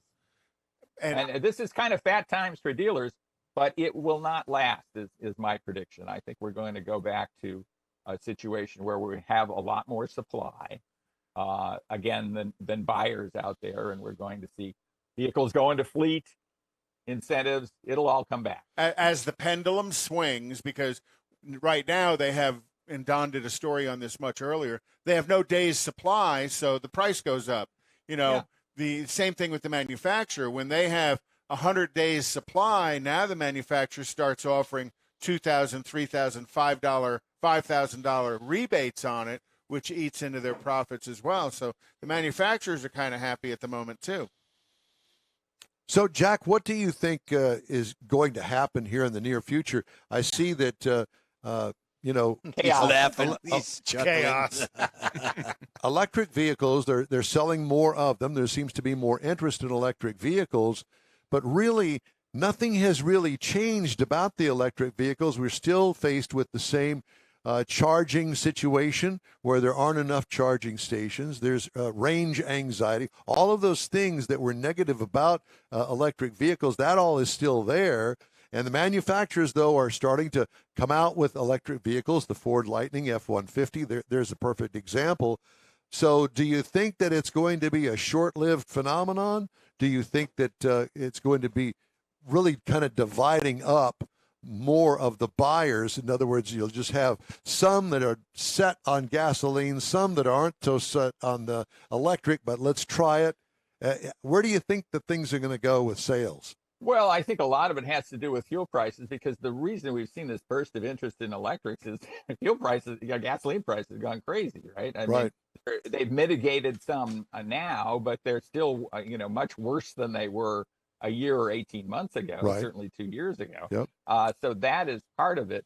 I think, and what I'm worried about really for the industry is a lot of people will buy an electric car and find out, hey, this doesn't really match up with what I want. Yeah. This is kind of not meeting my needs. There's too many hoops I have to jump through to make this happen. Even just plugging it in, every night. Let's say you have a home situation where you can have a 240 volt charger at home, and you plug in the vehicle at night and you get a full charge. So basically you're leaving your garage every morning with the equivalent of a full tank of gas. Well, that's kind of a pain in the neck, right? I mean, it's a pain. Sometimes I don't want to pull into the garage and plug in. Or maybe your garage has got more junk in it than cars anyway. But you've also got the problem you run into. What if the electricity goes off for a few hours at night? Well, my biggest fear when it comes to that, and especially in the LA area, let's say that I typically spend an hour commuting to wherever it is that I'm going, not even 15 miles away. Not even a halfway across the city, and I get stuck in some horrendous accident site, 5 miles ahead. Traffic is backed up forever. The temperature is 90 degrees. I got the air conditioning running. I only had a 75% charge when I left the house this morning. I'm not going to make it all the way back home. I'm going to have to stop somewhere, at least put a 30-minute charge in. It's going to continue my commute time even further. It's just a pain. It may be great for some that only travel 10, 15 miles a day, but I don't know about the long term of that.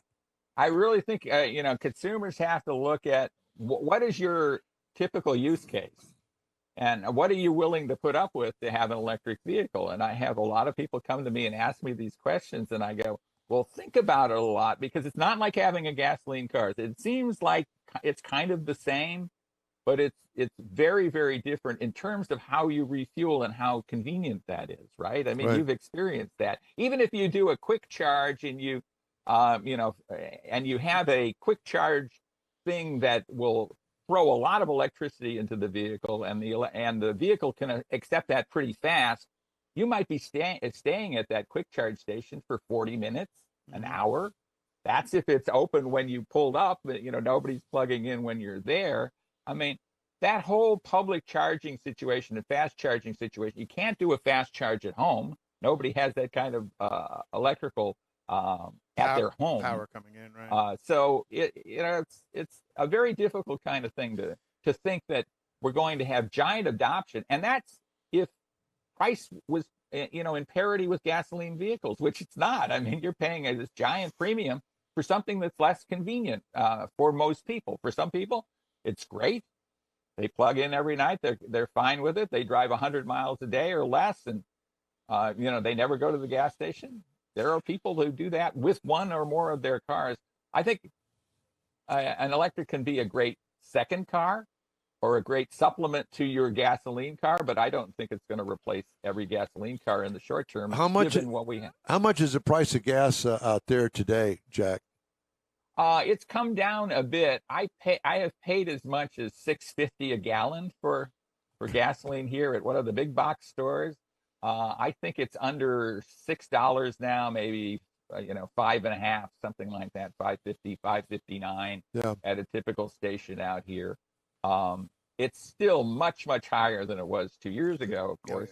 Are they, well, and you mentioned that, and how do you think the federal government is going to impact the electric car market? Because some of the cars, because of the volume that they've sold over time, are ineligible for that $7,500 discount again. Well, and the latest Or bill tax passed by Congress, the Anti-Inflation or Inflation Act, depending on how you want to label it, Depends on where you're at. Has all kinds of ramifications there, and we haven't seen that totally come together. We're not certain exactly how that will be, but there's some question about whether there'll be subsidies for any electric vehicles. I'm not a fan of subsidies anyway. I don't think the taxpayers should be subsidizing essentially pretty well-to-do people to buy electric cars. I think that's kind of crazy. I completely people agree. who are buying used cars and struggling for gas to pay for gas money are subsidizing people who are buying Teslas.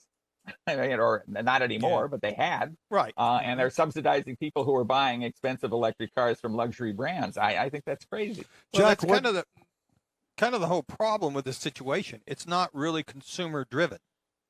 It's not like a lot of things where all of the public wants to buy this. It's being forced on the public. Well, and I said I'm a market capitalist, and I'd love to see. That's why we adopted gasoline cars. There were electric cars in 1910, and they were a pretty significant portion of the marketplace then. Then we got the self-starter was invented. People realized that you can have much more range. This is in 1910 with a gasoline car. 1913, 1914, when we had self-starters. I think Right. it was, 1912, I think, was when the self-starter came. So it was a market solution to the problem. And what we're having now is an imposed upon us governmental, quote unquote, solution, right. not necessarily a solution at Right. all. Yeah, like the in my government opinion. does. Like the government does anything well. Yeah. Yeah. Jack, So- what so is your prediction on the 2023 models? Anything exciting? I like the Lyric. I like that a lot. I haven't do driven too. one. I'm excited about that. I'm excited about a lot of vehicles that are coming out for 2023 because, I'm on the North American Car of the Year jury. I think we are looking at something like 24 potential North American Cars of the Year candidates. So, a big field of those, a big field in the utility range. There's just a ton of cool stuff out there. From very expensive to not expensive at all. It's new cool stuff because for it to be in your consideration, it's got to be, if I'm right, Yes. it's got to be either Yeah. new or significantly different. Something along Right. those lines. Yeah.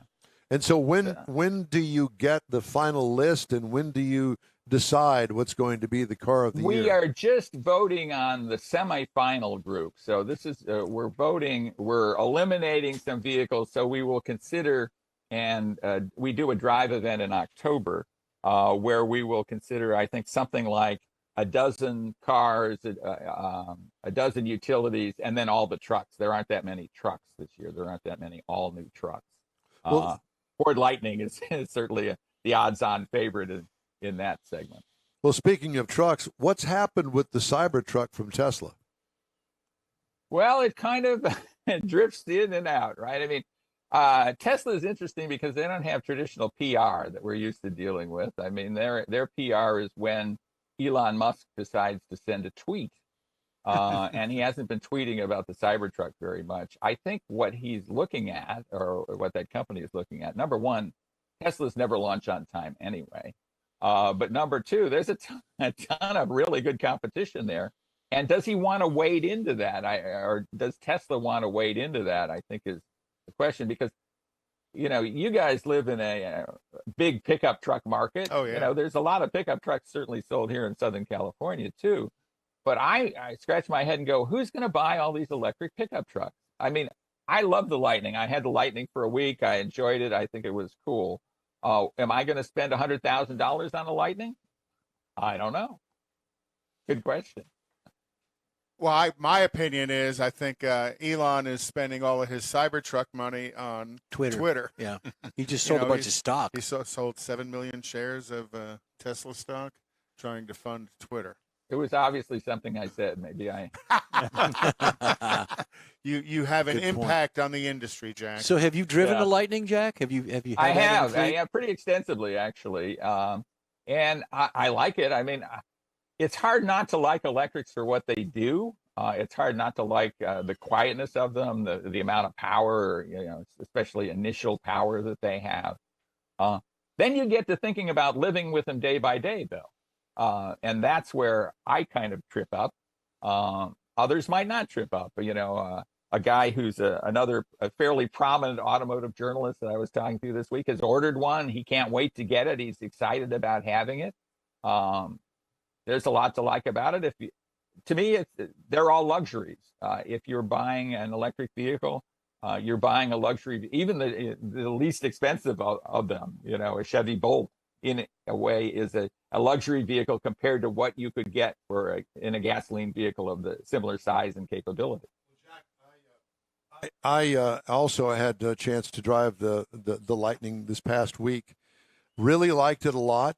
I got the Pro Series, the entry-level work truck that had a manual seat in it, which was something that we had a discussion here on. Right. I don't think I've had a manual seat in anything in years, but anyway, it was comfortable. It was fine, and I loved the truck. It was great, but all I can think about is the guy that's going to use the truck to work and make money with it. The hauling capability is there. The towing capability is there. But as you know, when you start adding those elements to anything that's electric, it's going to suck all of the energy out of it, towing and pulling. Okay, so that got the $10,000 option battery pack on it that Ford claims will do 320 miles on a single charge. You and I both know that that's not the case in reality. So let's just say it'll do 250 miles on a charge without hauling anything. No, you add hauling and towing. I don't know as if it's going to be really all of that efficient when it comes to working as a truck. Yeah, and it really is the use case of the person who buys it. But when the person is buying it, so you're buying a work truck, and you can buy a very nice Ford F-150 work truck for probably low $40,000 range. Yep. You know, very well equipped. So then you're looking at another $20,000, you know, something like that, another $15,000, maybe at least a $10,000 premium to have an electric version of that. That it actually limits you in terms of if you're going to tow your boat cross country or something like that. You know, you're going to go from Houston to Arizona and do something like that. Who knows, right? They're just so limiting is the problem I have. You know, I host a show called America on the Road, right? I like to travel.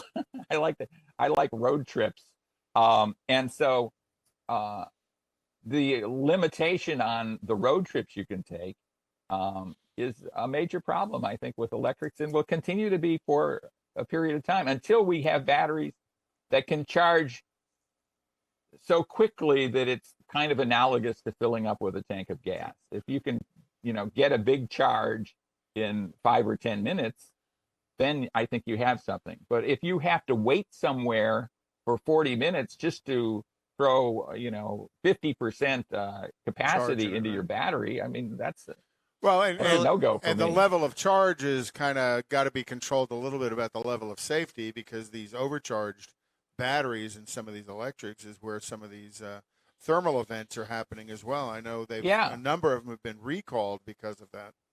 Well, and fast charging deteriorates the battery too. I mean, you can't fast charge. You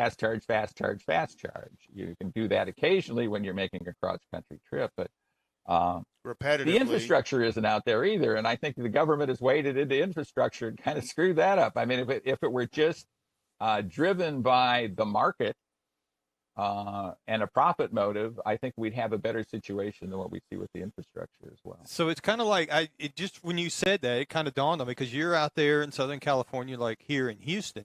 So if somebody comes to your house, he got a truckload of tools, got some material, he does some work at your house for a couple of hours, and he's going to go to his next job. Well, if that next job is across town, which literally could be 2.5, 3 hours just to get across town, his day gets shortened real quick because of the range he's eating up going through town. It's not like he's out on the highway running empty. Yeah, or if you've got folks coming over for a party or something at your house, and a couple of them have Teslas, they all want to plug in. Exactly. You let the nice people plug in. Yeah, we all go over to Jack Nerads for that. There you go. He's got multi-plugs. You kind of see that. I mean, you're saying that in a facetious way, in a way. Yeah. But, these people kind of gather together, right? I mean, people buy the cars that their neighbors buy, and that can tax the infrastructure of a particular neighborhood, a well-to-do neighborhood, wherever, where there's a bunch of electric cars. Suddenly there's not enough electricity to go around. And we're in a third world country and we're facing that in California sometimes. They say, don't use a lot of power between 4 and 7 p.m. It's like, well, that's when everybody's getting home from work and cooking dinner, right? So exactly. Maybe they really want it. Maybe that's the time they have to use power. And then what'll happen is everybody will plug their Tesla in at 9 o'clock, and that becomes the peak hours. Yeah, it becomes 9 to 11. Tesla Club meets for dinner at Jack's house. Jack, it's always great to talk to you, Jack. Thanks so much for taking the time today. We really appreciate it. And good luck to you. Best of luck out there and on the left coast. AmericaOnTheRoadRadio.com. We'll be tuning in. Thanks, Jack. Always great to talk to you guys. Thanks so much. Thanks, sir. You bet. All right. I don't think we have time. Do we have time to get to Conrad's Car Clinic? You want to save it till next week? Yeah, I'll save it till next time. Okay, very good. Sorry. So we're doing calendar. Well, if you want, we can do a little bit of the racing and a short segment of that. Well, we can do that, or we can do some headlines. Let's do headlines. I've got a couple, too. Okay. Kia recalling 257,000 Optima midsize sedans manufactured in Georgia after the discovery of insufficient adhesive on the headliner plates. Whoops. And these are plates that the headliner, you got to take it back for that. Well, you had drove a Mercedes Metris, right? The smaller van? Yeah, that's gone. That's gone, and so is the little 4-cylinder that they use for it. Correct. And I liked it. I thought the Metris was pretty cool. Yeah, but nobody bought it. And I've got the ginormous. That is the ginormous. You have the Amazon van. I have the Amazon van that I will review next week. Carvana, after losing $1 billion in the first half of 2022, they're going to do more to cut expenses in the coming months, including possibly further reducing employee counts at the online used vehicle retailer. Are you sure you want to buy that? So that coin you put in to get your car is about to go up. Yeah. Bigger coin. Bob Brockman, former CEO of dealership management system giant Reynolds & Reynolds, who was indicted in what federal prosecutors called the largest ever tax case against an individual in U.S. history, has died at the age of 81 here in Houston, Texas. You heard Jeep was pulling out of China? They're pulling all of their production out of China. They don't want to get hung up the way some of the manufacturers did in Russia. We're going to wrap up today's show right after a quick break. Get out the permanent marker and write on your wall calendar the next Tailpipes and Tacos Cruise In, Saturday, September 17th, 2022. It's the fall edition of Tailpipes and Tacos at the Lupi Tortilla in Katy, 8 to 11 a.m.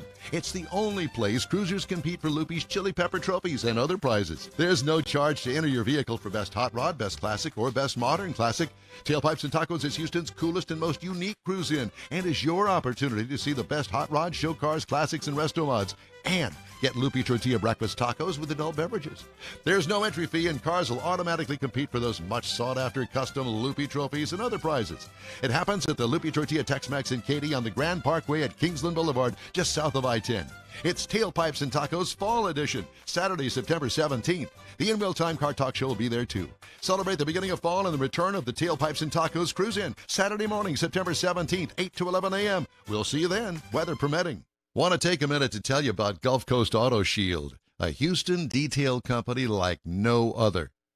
Gulf Coast Auto Shield offers paint correction services that'll give your car, truck, or SUV a like-new shine. Afterwards, you'll want to protect it with a professionally installed nano-ceramic coating or protection film. Worried about your very expensive windshield getting damaged, broken, or cracked?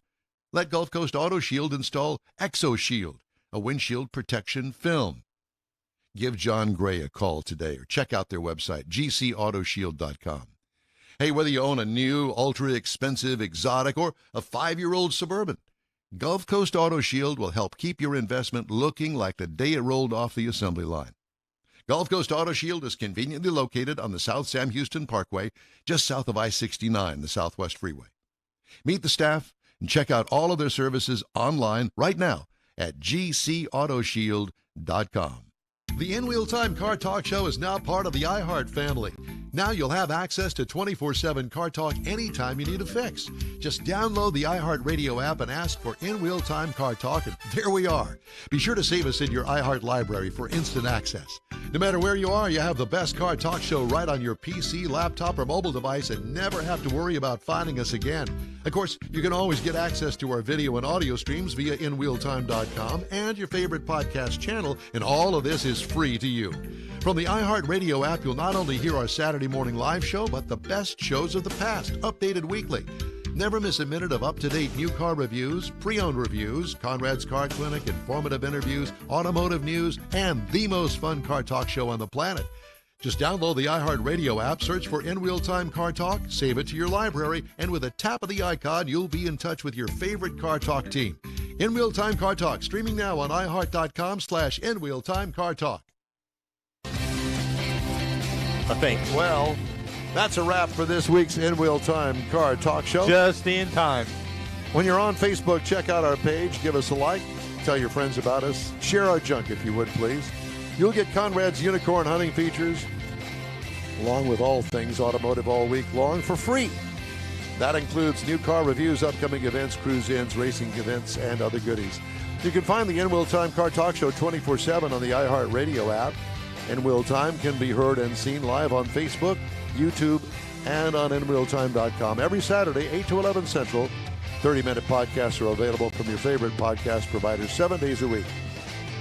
The In Wheel Time Chief Engineer is David Ainsley. Our Marketing Advertising Manager and Video Technical Director is We Need More, Jeff Zekin. Our Booking Agent and Podcast Editor, Mike Out of This World Mars, is Royalty King Conrad DeLong. I'm Don Armstrong. Today's In Wheel Time Car Talk Show was produced by Dave Garraway. Thank you, Kathy Z, for today's egg extravaganza. It was delish. Be sure and join us again for our next In Wheel Time Car Talk Show next Saturday, August 20th, 2022, starting at 8 a.m. Central Time on all of our In Wheel Time Car Talk outlets, right here on the Smoke and Mirrors Network. Stay cool, and so long for now, everybody.